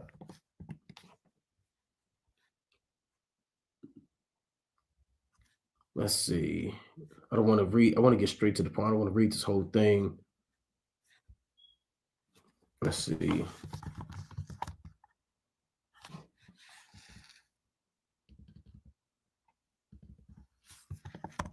All right, if I can't find it. All right, let me just go to another one. If not, then all right, look at this. Let's see if they got one on images. Now look at this. J. Edgar Hoover, he was a sodomite. Look at him. There will never be another black messiah unless we create him. Right? And look at that, man. They created you Negroes black messiah, your Jay-Z's, your saviors, your LeBron James that you look up to. right? The king, the return of the king. They call him the king, right? They your Steph Currys and your worldly Negro leaders that you look up to, your drug lords and your rappers. They created him for you in the laboratory, figuratively speaking, right? But they're not going to allow leadership amongst the Israelites to enforce laws and commandments. There will never be another black Messiah unless we create him. Let's see. Right, so it's the same thing, right? There will never be another black Messiah, right? And that's why, again, Malcolm X, Martin Luther King, Marcus Garvey, Medgar Evers, Fred Hampton, all of these men were all cut down, assassinated, poisoned, etc. And they target those men before they kill them. They get them to try to sell out. They always try to get them to sell out because they know the influence that they have. All right. See that? So let's go back to this. All right. Look at this. When FBI Director J. Edgar Hoover was asked what, in his opinion, was the single greatest threat to the United States of America, he responded, Negro unity. He wasn't saying Russia, North Korea. A lot of you Negroes, you watch the news and you think Iran and their mothership is the number one threat to American life, man. You think Russia infiltrating the elections is the number one threat to American life or economy or some disease. No, it's Negro unity. The rise of the children of Israel. So in order to prevent that, they target men like they targeted Mattathias. They came to Mattathias. He was a priest, a mighty man. He said, thou art a ruler and an honorable and great man in this city, and strengthened with sons and brethren. Now, therefore, come thou first and fulfill the king's commandment, like as all the heathen have done, yea, and the men of Judah also, and such as remain at Jerusalem. So shalt thou and thine house be in the number of the king's friends, and thou and thy children shall be honored with silver and gold and many rewards. He said, you sell your soul first. Do it first, and you'll get money. You'll be famous. You'll have wealth. Sell out. Sell your soul. Conform. Get down with the New World Order. Denounce the name of the Most High. Denounce Yahweh and get this money and live forever. Then Mattathias answered and spake with a loud voice. And guess what? He spake with a loud voice so everybody could hear it. Everybody need to know how to move, man. He ain't going, the Lord said that which will tell you in secret and proclaim on the housetop, man. You know? Then Mattathias answered and spake with a loud voice, though all the nations that are under the king's dominion obey him, and fall away every one from the religion of their fathers, and give consent to his commandments, yet will I and my sons and my brethren walk in the covenant of our fathers. God forbid that we should forsake the law and the ordinances. He said, man, you know what? Hey, the hell with you, man. Right? And your decrees, man. We're not, hey, look, nothing's going to stop us from keeping the law. And your mother shouldn't stop you from keeping the law. Your job shouldn't stop you from keeping the law. Your auntie shouldn't stop you from keeping the law. The internet shouldn't stop you from keeping the law. Nothing should stop you from keeping the law, man. And the statutes and the commandments of Yahweh B'Shem Yahushua.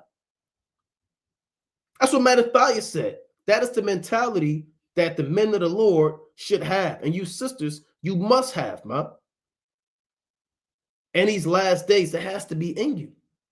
We will not heart because things are going to get bad, man. You know, temptation's going to increase. I mean, we're going to go through what they went through, man. And they may sit you in a dark room and open up a briefcase in Jacob's trouble. Give you food sacrificed to idols. Have you try to denounce the name of the Most High?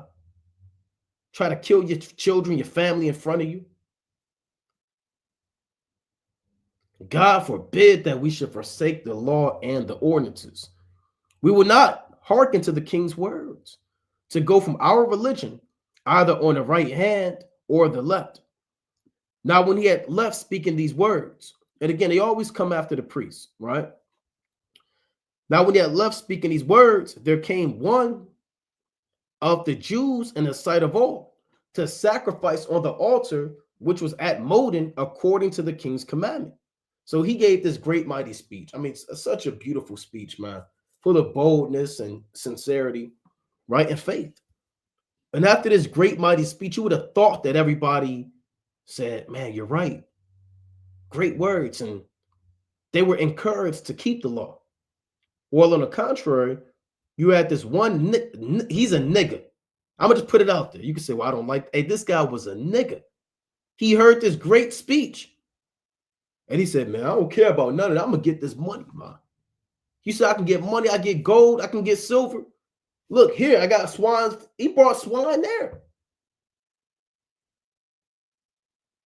He brought swine there. So he was already ready, man, to get down. He brought his sacrifice there. So you know what, man? I don't care about none of that, man. I got to eat. That's how I be on the highways and byways, man. I got to get this money. I got to work. You tell them it's a Sabbath day. You can't do this. Look, how am I eat then? The Most High going to pay my bills. I heard a brother say that, man. The Most High going to pay my rent. That's what this man did. So he came to sacrifice, right? Which thing, when Mattathias saw, he was inflamed with zeal, and his reins trembled. Neither could he forbear to show his anger according to judgment. Wherefore he ran and slew him upon the altar. So Mattathias killed this dude, man. Like Phineas did. Like Levi did to the Canaanites, you know? Like Moses did to the men that worshiped the two golden calves. And said, who was on the Lord's side? All the king's commissioner.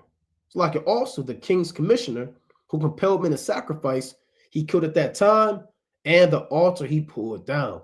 So Mattathias began to lead the rebellion, right? He began to lead the rebellion against the Greeks, right? Revolt leader, 167 to around 166. And then after him, when you read Maccabees, which we're not going to read all of Maccabees, you read about Judas coming into power, right? You read about Judas coming into power. After Judas came into power, Jonathan rose on the scene. Jonathan Apphus. And he was ordained high priest. These are Levites. Then you had Simon Thasai, right? High priest and ethnarch of Judea, right? Let's jump down at First Maccabees, right? First Maccabees, chapter 2. And if you aren't reading or you haven't read First and Second Maccabees yet, now's the time to start reading it. Now, if you don't want to read it, it's a problem. You got a problem. I don't want to read that. I got to do, I'm in Susanna, History of Susanna right now. I got to read it 5 times over. I really got to figure out what sandals she had on. Were they brown or were they black? I must know. Brother, read First and Second Maccabees, man. I'll read that later. It's not that serious. All it is a candlestick. I have plenty of candlesticks. That's all it's about, right? I get that from Walmart. I'll do that later. You need to read First and Second Maccabees, man, and read these accounts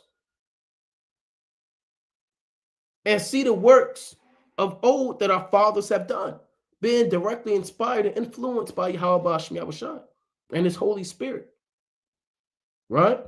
First Maccabees, let's jump down, chapter 2 and verse number, this whole thing is good. Let's start at 64. So this after Mattathias, he was destroying the wicked Israelites, pulling down altars. They lived in the wilderness, and he was about to die. So on his deathbed, he gave his sons order to how to keep the revolt going, right? Wherefore, you, my sons, be valiant and show yourselves men in the behalf of the law. For by it shall you obtain glory. And that's how you show yourself a man. You don't show yourself a man with how many men you killed of your people, how many drugs you sold, how many women you had sex with, man. You know, how many push-ups you could do, how much liquor you could drink. You show yourself a man and how righteous you could be. How much evil you can avoid makes you a real man. How much temptation you don't give heed to makes you a man. Integrity makes you a man. Honor makes you a man. Godliness makes you a man. And showing yourself a man on behalf of the law makes you a man. That's what our forefathers knew. We've always known that. And that's something we have to reinforce, man. You know? For by it shall you obtain glory. And behold, I know that your brother Simon is a man of counsel. Give ear unto him always. He shall be a father unto you. So Simon was set up to be the counselor. You know, Simon worked behind the scenes, man. You know? Now you read about Simon later on in Maccabees, but he wasn't always in that position. The Lord said, despise not the small beginnings, paraphrasing, or who had despised the day of small things. So Simon wasn't, again, in that position of power. He worked his way up there. He was a man of counsel. All of the battle formations, all of the ideas of ceremonies and the cleansing of the temple and when to go to battle, when not to go to battle, ambushes. Simon was the mastermind behind the scenes. He was a genius. You know, if he took an IQ test, it'd be through the roof. He was an architect. He built cunning engines of war. You know, he built monuments that reached up to the damn near to the firmament, man, with armor and things that you could see afar off. He was an engineer, an architect, a weapon maker, a counselor. So that was Simon. He was a man of counsel. The Lord said, listen to this brother. He's valuable. He's going to be a father unto you. As for Judas, Maccabeus, he had been mighty and strong, even from his youth up. Let him be your captain and fight the battle of the people. And a father, he knew his sons, man. He said, this brother Judas, he's different, man. He's strong. He's valiant. He's bold. He can go to war. He could kill. I've seen him carry the sword, man. I've seen him chop down things, man. I've seen him pull heathen out, man, and vex them. Let this man be your captain. He's going to fight the battles. Hey, man, when men went to war in the days of Judas, these men was willing to run through walls, man. Judas had a gift of exhortation, meaning he could talk to you and hype you up and encourage you and make the impossible seem possible, man. He'll have you jumping off a building, man. Believing that you could land on your feet. Right? He'll have you running through damn water, man. The way he encourages his men. And the things that they saw, he did and led by example. Mattathias knew that. He said, let Judas, he's going to be the guy. Judas Maccabees. Right? Let's read on. Take also unto you all those that observe the law, and avenge ye the wrong of your people. Recompense fully the heathen, and take heed to the commandments of the law. So he blessed them and was gathered to his fathers. And he died in 140th and 6th year. And his sons buried him in the sepulchre of his fathers at Modin, and all Israel made great lamentation for him. Let's go to 1 Maccabees, the 4th chapter, right? So when you read, 1 Maccabees 3, you read about the wars that Judas had, and you read about the different battles that they had against the heathen. Now, when you get the 1 Maccabees, the 4th chapter, it goes into now cleansing the sanctuary, right? It goes into cleansing the sanctuary. And that's what we want to touch on, right? Slakia. We want to touch on cleansing the sanctuary, all right? This is what the dedication is about, right? 1 Maccabees. I mean, this whole thing is absolute fire, right? 1 Maccabees chapter 4, and man, let's start at 41. Then Judas appointed certain men to fight against those that were in the fortress until he had cleansed the sanctuary. So when you're keeping the feast of dedication, and it's not just about lighting the menorah. We got the menorah lit right here. It's not just about lighting the menorah, right? The Feast of Dedication is about the works that our forefathers have did to cleanse the temple. Remember, they had swine's flesh on the altar. They had to cleanse that out. They had whores and harlots and the heathen all in the temple, right? They had idols all throughout the court. They had to break that stuff down to cleanse the temple. We're the temple on a spiritual level.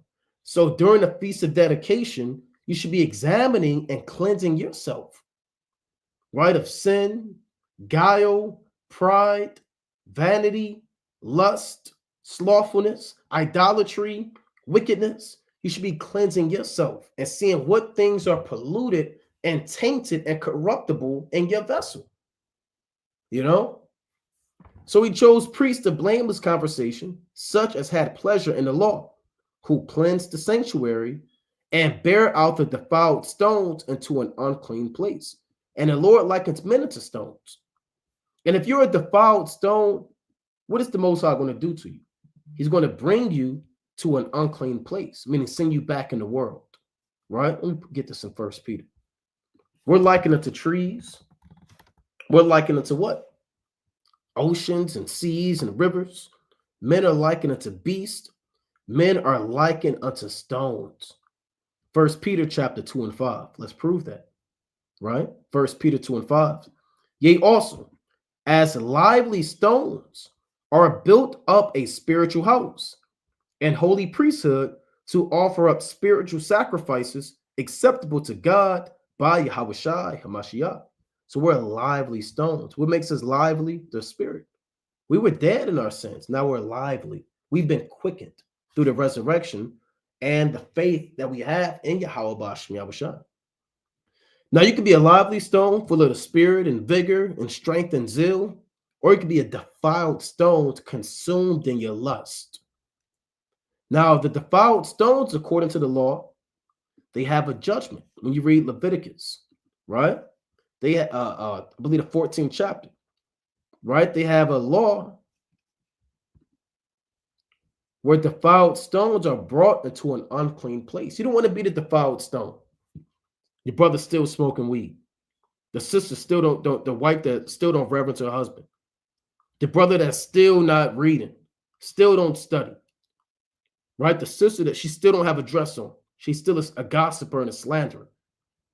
The brother that still don't want to keep the feast days. He just want to watch bootlicking videos all day of Esau kissing the boot. You don't want to be a defiled stone. You want to be a lively stone. First Maccabees 4 and 44.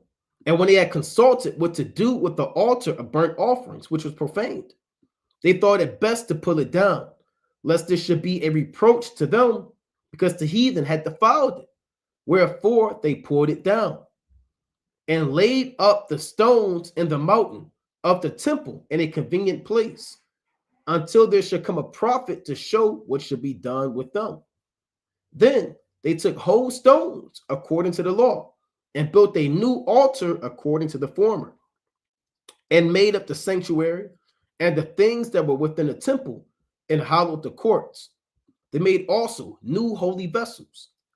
And into the temple they brought the candlestick, that's the menorah, right? You gotta get your menorah lit. And the altar of burnt offerings and of incense and the table. So they're bringing in all of the holy vessels. They're dedicating the temple with holy things. If your body's a temple, you should be dedicating your temple with reading, with studying, with virtue, humility. You understand? Submissiveness to Yahweh Shah. Ask yourself, what have you dedicated inside of your temple lately? Or are you just keeping the feast of dedication and just lighting your menorah and eating burgers and drinking wine? What are you dedicating inside of your temple? Let's read on. It says, upon the candlestick they lighted, that they might give light in the temple. And you got to ask yourself, is your candlestick burning? Are you on fire? Are you zealous? Are you diligent? Do you have light in your temple? Furthermore, they set loaves upon the table. Do you have the bread of Yahweh in your temple? And spread out the veils and finished all the works which they had begun to make. And you got to finish these works, right? Now on the 25th day of the 9th month, which is called the month Caslu, in the 148th year, they rose up at times in the morning and offered sacrifice according to the law upon the new altar of burnt offerings which they had made. Look at what time and what day the heathen had profaned it. Even in that it was dedicated with songs and citherns and harps and cymbals. And it's all right to turn up on this date, man. You don't want to keep the feast of dedication in some dark bathroom, man. You turn all the lights off in the bathroom, man, and take a cold shower. Woe is me, for I am undone. Look at the state of my people. And you're drinking hard liquor in a damn bathroom or a closet all day with the lights off, man. Hey, brother, our forefathers celebrated, man. They had the truth music going, man. They was turning up. This was like a live band. Like we went into before, man. You had the lead singer. You had the cither, that's a guitar. That's the brother on the bass doing his thing, man. You had the brother on the harp. He was jamming out, man. You had to do it on the cymbals. He was doing his thing. And they was turning up in righteousness for Yahweh Shemiah Shah. During the Feast of Dedication, you don't have to think about work, bills, mortgages, rents all the time, huh? Stress, the end of the world. When I say the end of the world, just death and things of that nature. Take your mind and think about deliverance, man. Think about what the Most High has done for you. This should increase your faith, man. You know? This should increase your zeal for Yahweh Shemiah Shah. Then all the people fell upon their faces, worshiping and praising the God of heaven, who had given them good success. And so they kept the dedication of the altar 8 days and offered burnt offerings with gladness and sacrificed the sacrifice of deliverance and praise. And this is what? The Hasmonean dynasty, right? The Hasmonean dynasty from Mattathias on out. Now, again, it went from Mattathias to Judas, to Jonathan, to Simon. And then Simon, it went from Simon to John Hyrcanus. Let's go to 1 Maccabees 16. These are the leadership of the Maccabees, right? This is 1 Maccabees chapter 16 and verse 2. Wherefore, Simon called his 2 eldest sons, Judas and John. This John is John Hyrcanus, and said unto them, I and my brethren and my father's house have ever from our youth unto this day fought against the enemies of Israel. And things have prospered so well in our hands that we have delivered Israel oftentimes. But now I am old, and yea, by God's mercy, are of sufficient age. Be ye instead of me and my brother, and go and fight for our nation, and the help of heaven, or the help from heaven, Salakia, be with you. So the torch was essentially passed from Simon to John Hyrcanus, who came into power. Now, when John Hyrcanus came into power, right, let's pull up John Hyrcanus. Right, I don't want Hyrcanus the first. Right, let me go up. I believe I had John. Right, let's see if we can pull this up. If not, I'll just type him in. John Hyrcanus. Right, so this is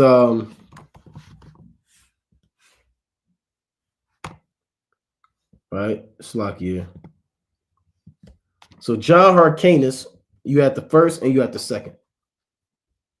Right, John Hyrcanus, he was the son of Simon, and he came into power. Right, he came into power, and he helped further expand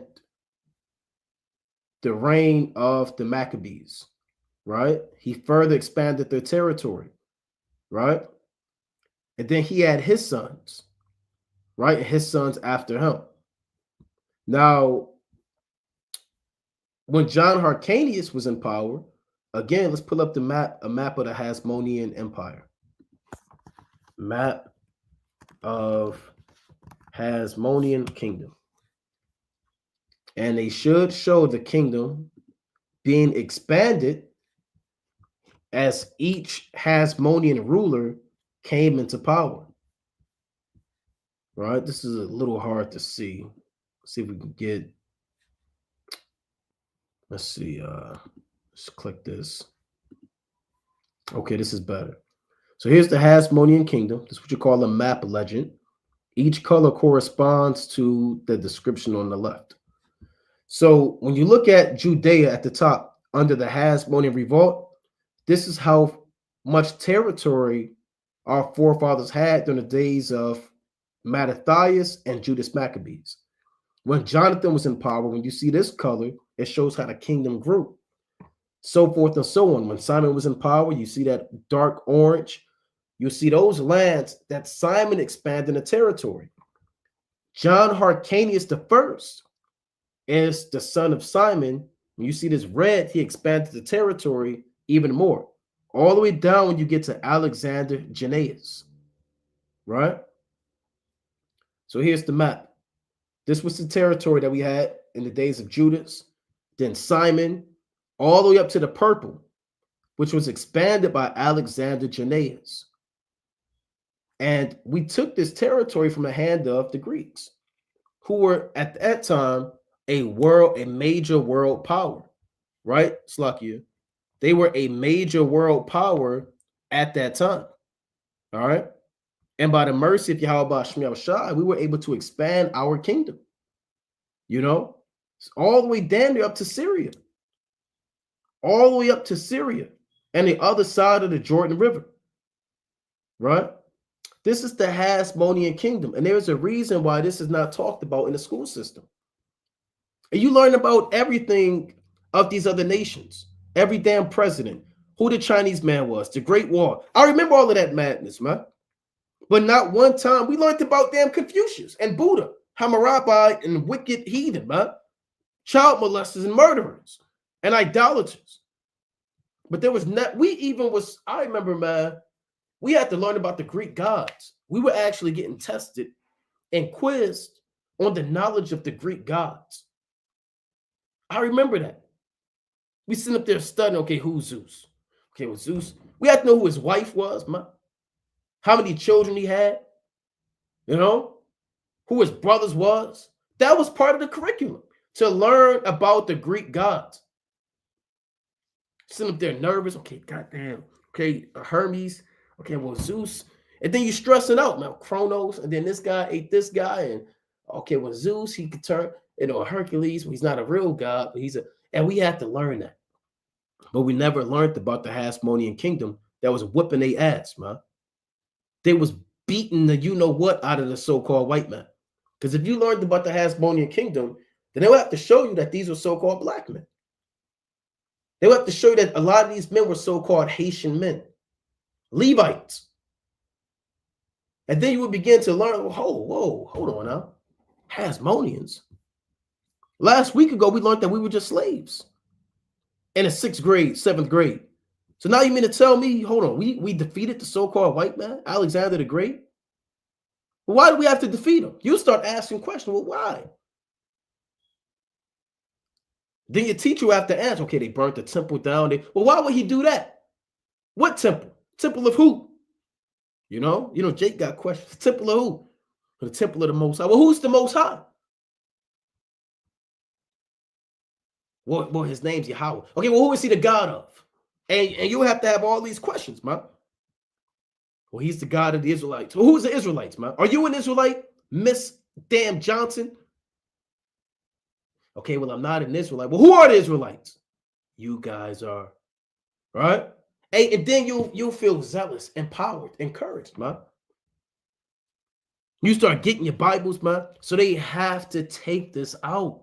They must take it out. They have to. Let's go to Psalms chapter 2. Right? It's like your Psalms chapter 2, man. They have to take this out. This is Psalms chapter 2 and verse number 1. Why do the heathen rage and the people imagine the vain thing? The kings of the earth set themselves, and the rulers take counsel together against Yahweh by Shemiah and against his anointed. So they take counsel against us. That's what Psalms 83 is about. Psalm 64, to deprive us of levels of understanding, knowledge, and truth. Here's what they say. Let us break their bands asunder and cast away their cords from us. Right? Meaning, let us break their unity between them and their God. A band is what attaches two things together. A cord connects one thing to another. So what connects us to Yahweh Shema Shai? What are the bands they want to break? This truth, this understanding, and the knowledge of the Almighty God, in hopes that we will forget the law, and that's why we have to go through lessons and break this down and go back over this, because these are things that we were deprived of,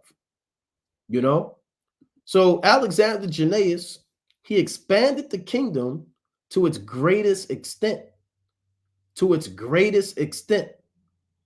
All right.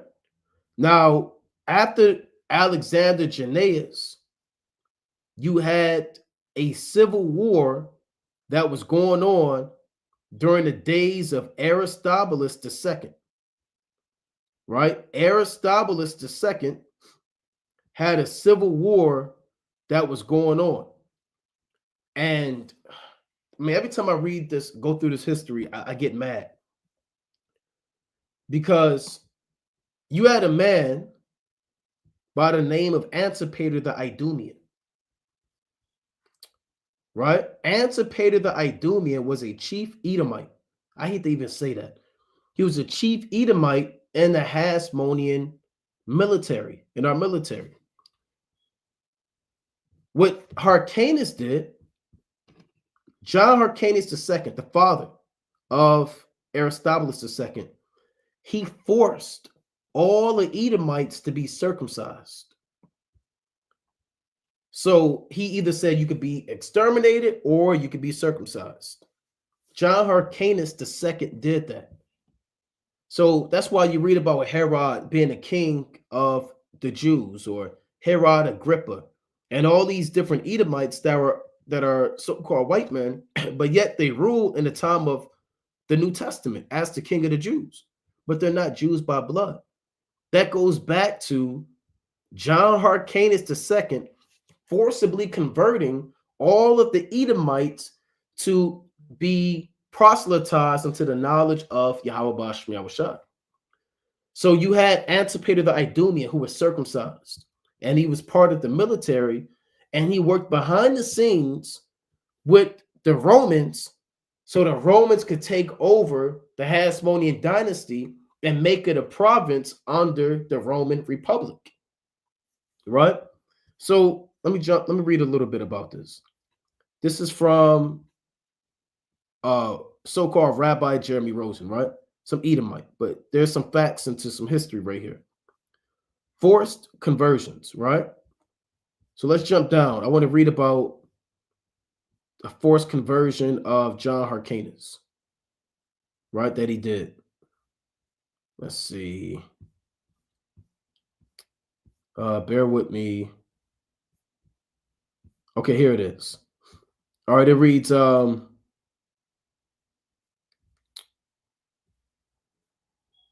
see. Okay, it reads, the campaigns of Judah and Jonathan, which is Judas Maccabees and Jonathan, against other communities were to defend Jews who had been attacked by Greek and Ammonite rivals. It was John Hyrcanus of the next generation who it was claimed initiated forced conversion of the Idumean enemy as an alternative to obliteration. Right? Now he could have, now really you could say, well, how come he didn't obliterate them? Because the Most High didn't want them obliterated. How come he didn't just kill them all? Why convert them? Why would you just circumcise? Remember, this is of the Most High. This is deeper than you. Because the Lord already set up the Romans to come into power. So there had to be a means to bring in and issue in or usher in the Roman Empire. It was going to come through John Hyrcanus, right? And his descendants. Not just this man, but his descendants. His son, Aristobulus I, conquered the Galilee and Golan regions and forced the local Iturean population to circumcise and become Jews. Alexander Jannaeus, we read about him, he expanded the empire to its greatest extent. And these names should be household names. This shouldn't be names that you just read about during the Feast of Dedication.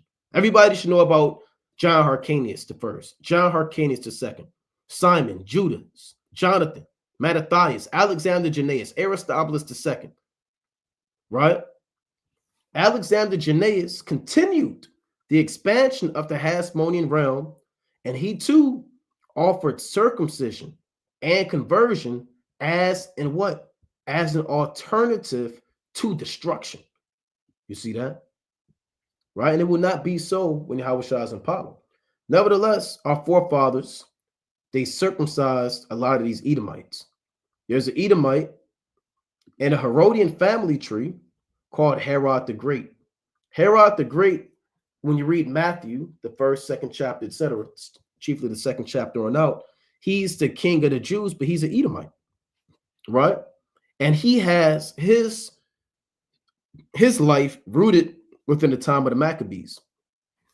When you read first Maccabees and second Maccabees, and you read Matthew, the first chapter, it's not 500-year gap between the Hasmonean Empire and the time of Yahushua.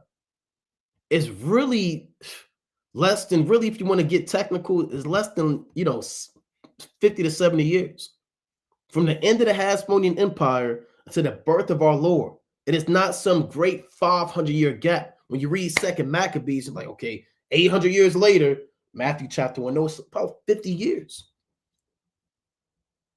Yahushua was born shortly after the Hasmonean Empire was exterminated.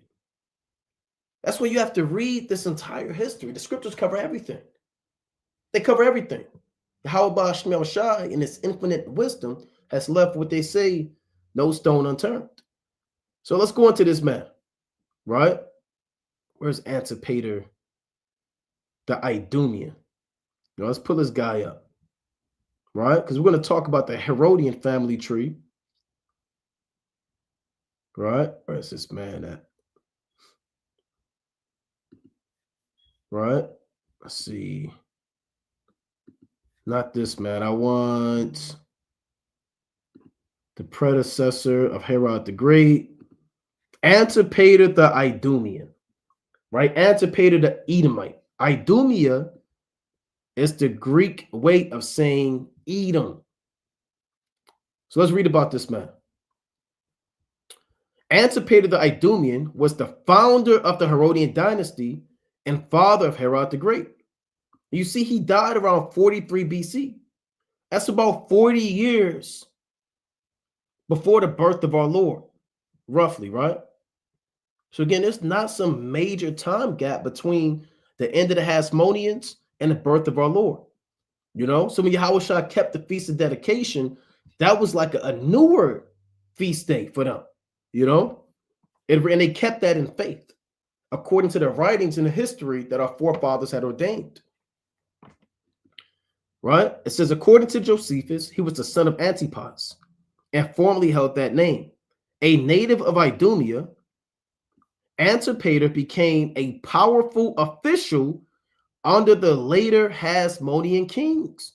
So he was a part of the remnant of the Edomites that were circumcised. Right? And unbeknownst to the Hasmonean kings, the Most High put the spirit on them to circumcise him, so he could take over everything, man. Right?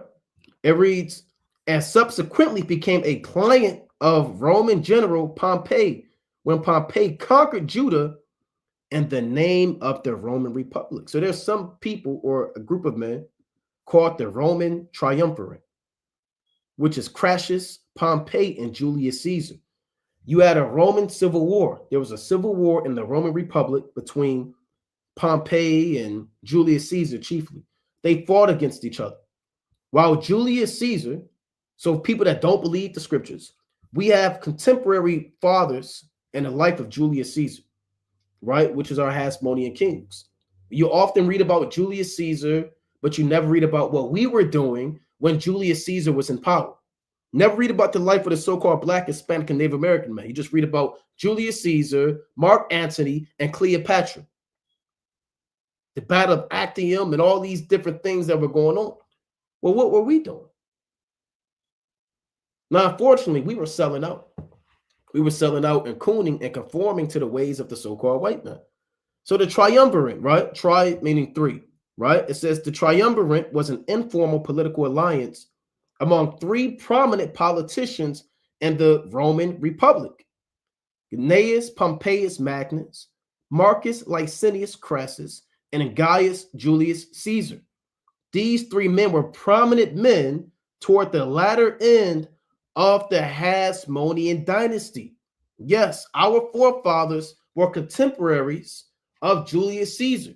When our kings were in power, Aristobulus II, etc., they had a man in their military, like we're going into, an Edomite, named Antipater the Idumean. And he started working behind the scenes to usher in the Roman Empire, because he told them, I can help you take these Israelites down if you promise me a position of authority and power. That's why the Lord said, what in Sirach 12 and 10. And you brothers, you know this precept, man. I mean, we go over it all the time, right? We go over it all the time. Ecclesiastes 12 and 10. Never trust thine enemy, for like as iron rusted, so is his wickedness. Yeah, you got Esau, Antipater the Idumean, and a chief position of power. What do you think his motive is? What do you think his MO is? Yeah, now we know it was set up by the Most High, but this is a lesson to learn. Because he overthrew and his descendants slaughtered all of our forefathers. Right? Though he humble himself and go crouching, yet take good heed, and beware of him. And thou shalt be unto him as if thou hadst wiped a looking glass, and thou shalt know that his rust hath not been altogether wiped away. Right? Meaning that wickedness is still in him. You don't think these Edomites that you work with, you think that they don't call you nigger? Let something happen, man. Let y'all be at odds. Let y'all be beefing, right? Let you get promoted and they don't get promoted. Let you get that damn six-figure salary and y'all came in together, but they didn't get it. They'll try to overthrow you, man. They'll start reporting that you're late all the time. They'll take pictures, damn, call the police on you, man. You know? That wickedness is still there. What did the Most High say? Set him not by thee, lest when he hath overthrown thee, he stand up in thy place. Neither let him sit at thy right hand, lest he seek to take thy seat, and thou at the last remember my words and be pricked therewith. So if you try to get Esau close to you, he's looking to take everything you have. That's what happened with Antipater the Idumean, right? Let's read on. After Julius Caesar, you can read about Julius Caesar in 2nd Esdras, the 11th chapter. He is the first feather of the 12 feathers, which we may or may not have time to go into today. You read about the 12 Caesars: Julius Caesar, Octavian, Tiberius, Caligula, Claudius, Nero, Galba, Otho, Vitellius, Vespasian, Titus, and Domitian of the Flavian dynasty. Those are the 12 Roman Caesars. Julius Caesar is the first Caesar, right? Dictator of the Roman Republic. Now, let's read about this. Read a little bit about how the Romans and the Herodians came into the scene.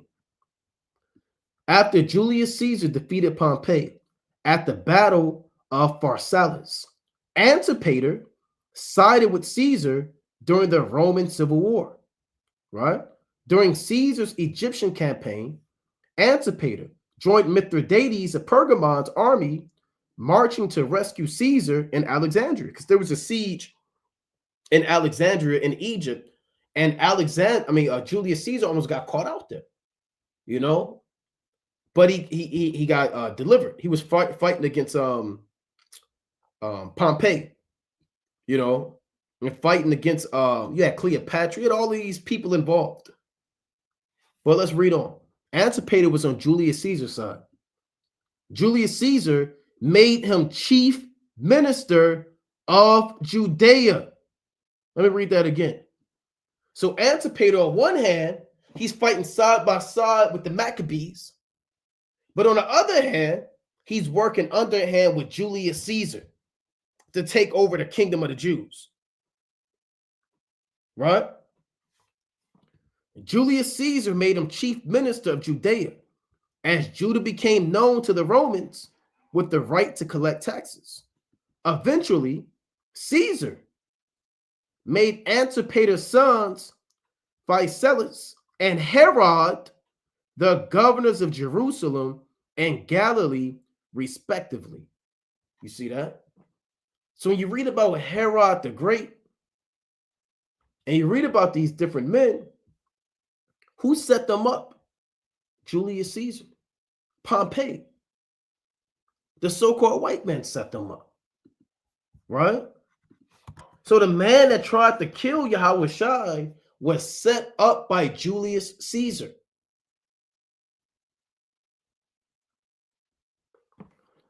Matthew chapter 2 and 1. Right? Now when Yahushua was born, now Yahushua, he was in power. Slakia. Yeah, well, let me rephrase that. See, that's the spirit. We want Yahushua to be in power. Hey, when Yahushua was born, you had Octavian or Caesar Augustus was in power, right? You also had Tiberius in power during the reign of our Lord Yahushua, his birth and his ministry, right? But again, the man that set up Herod the Great were the Romans, chiefly Julius Caesar, but also Pompey had a role in taking over Judea, right? Let's read on. Now, this Matthew 2 and 1. Now, when Yahushua was born in Bethlehem of Judea, in the days of Herod the king, behold, there came wise men from the east to see Jerusalem. Now, let's jump down to Herod the king, right? Let's see what they give concerning Herod. You had many Herods, right? And Herod became essentially a family name. All right. So am I going to read this whole thing? No. All right. But I want to read a little bit of it. The name of the royal family that flourished among the Jews in the time of Christ and the apostles. Herod the Great was the son of Antipater of Idumea, appointed king of Judea in 40 BC by the Roman Senate at the suggestion of Antony and with the consent of Octavian. But it really started with Julius Caesar set up his father, right? But then when Octavian came into power, which is Augustus, that you read about in Luke, the 2nd chapter, he's the one that confirmed Herod keeping that rulership. He at length overcame the great opposition which the country made to him. I mean, I don't like the way they worded this, man. That's just my thought. He overcame the great opposition which the country made to him. How about he conquered a free people, man? He enslaved and destroyed God's people. What do you mean he at length overcame the great opposition which the country made to him?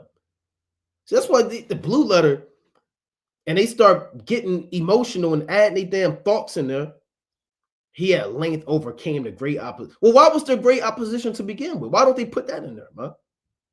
How about he took over and stole the identity of the king of the Jews, man, and sought to murder our Lord? Tomorrow, he at length overcame the great opposition. Sound like some media, some damn Fox News, damn outtake, man. Right? Let's read on. Right? And after the battle of Actium, he was confirmed by Octavian, whose favor he ever enjoyed. Right? So let's sit on that. Right? So the point is, this man came into power and was set up by the Roman Senate. All right, let's go back to Antipas. All right, about his father. It says, eventually Caesar made Antipater's sons, Physalis and Herod, the governors of Jerusalem and Galilee, respectively. After the assassination of Caesar, Antipater was forced to side with the liberators against the Caesarians. right? Because prior to this, remember, Pompey captured Jerusalem around 65 BC. And when Caesar came into power, he made them take on that position, right? So I want to jump down. Let's see. I mean, this whole thing is good, right? But let's jump down. Let's see.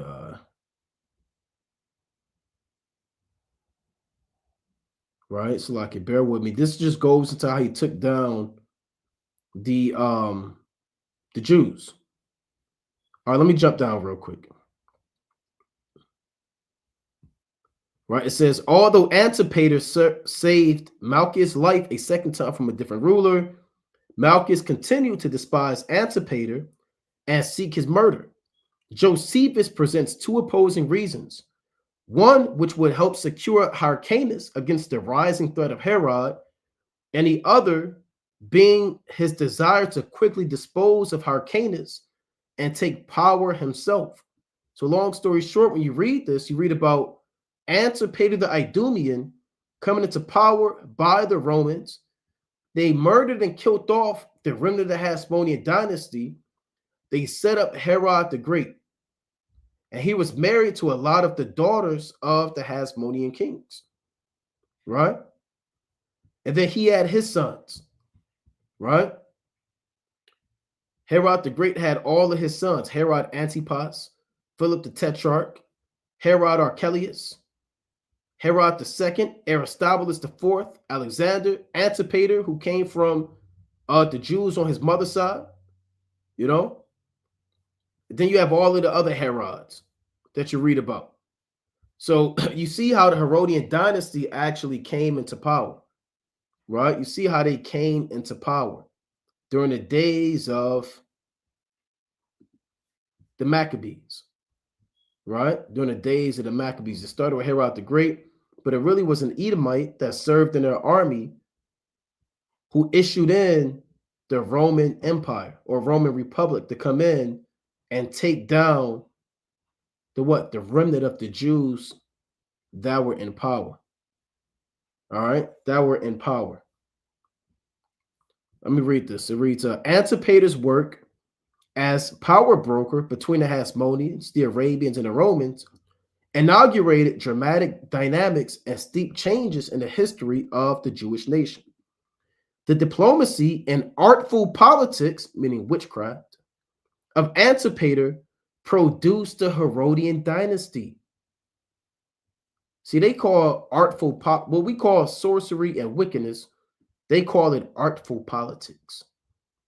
All right. So he produced the Herodian dynasty. He paved the way for the rise of his son, Herod the Great, who married the Hasmonean princess, Marianne. So he was married to a so-called black woman, right? And so a lot of them had Herodians. They could have had, darker complexions, somewhat, right? Endeared himself to Rome and usurped the Judean throne to become king of Judea under Roman influence.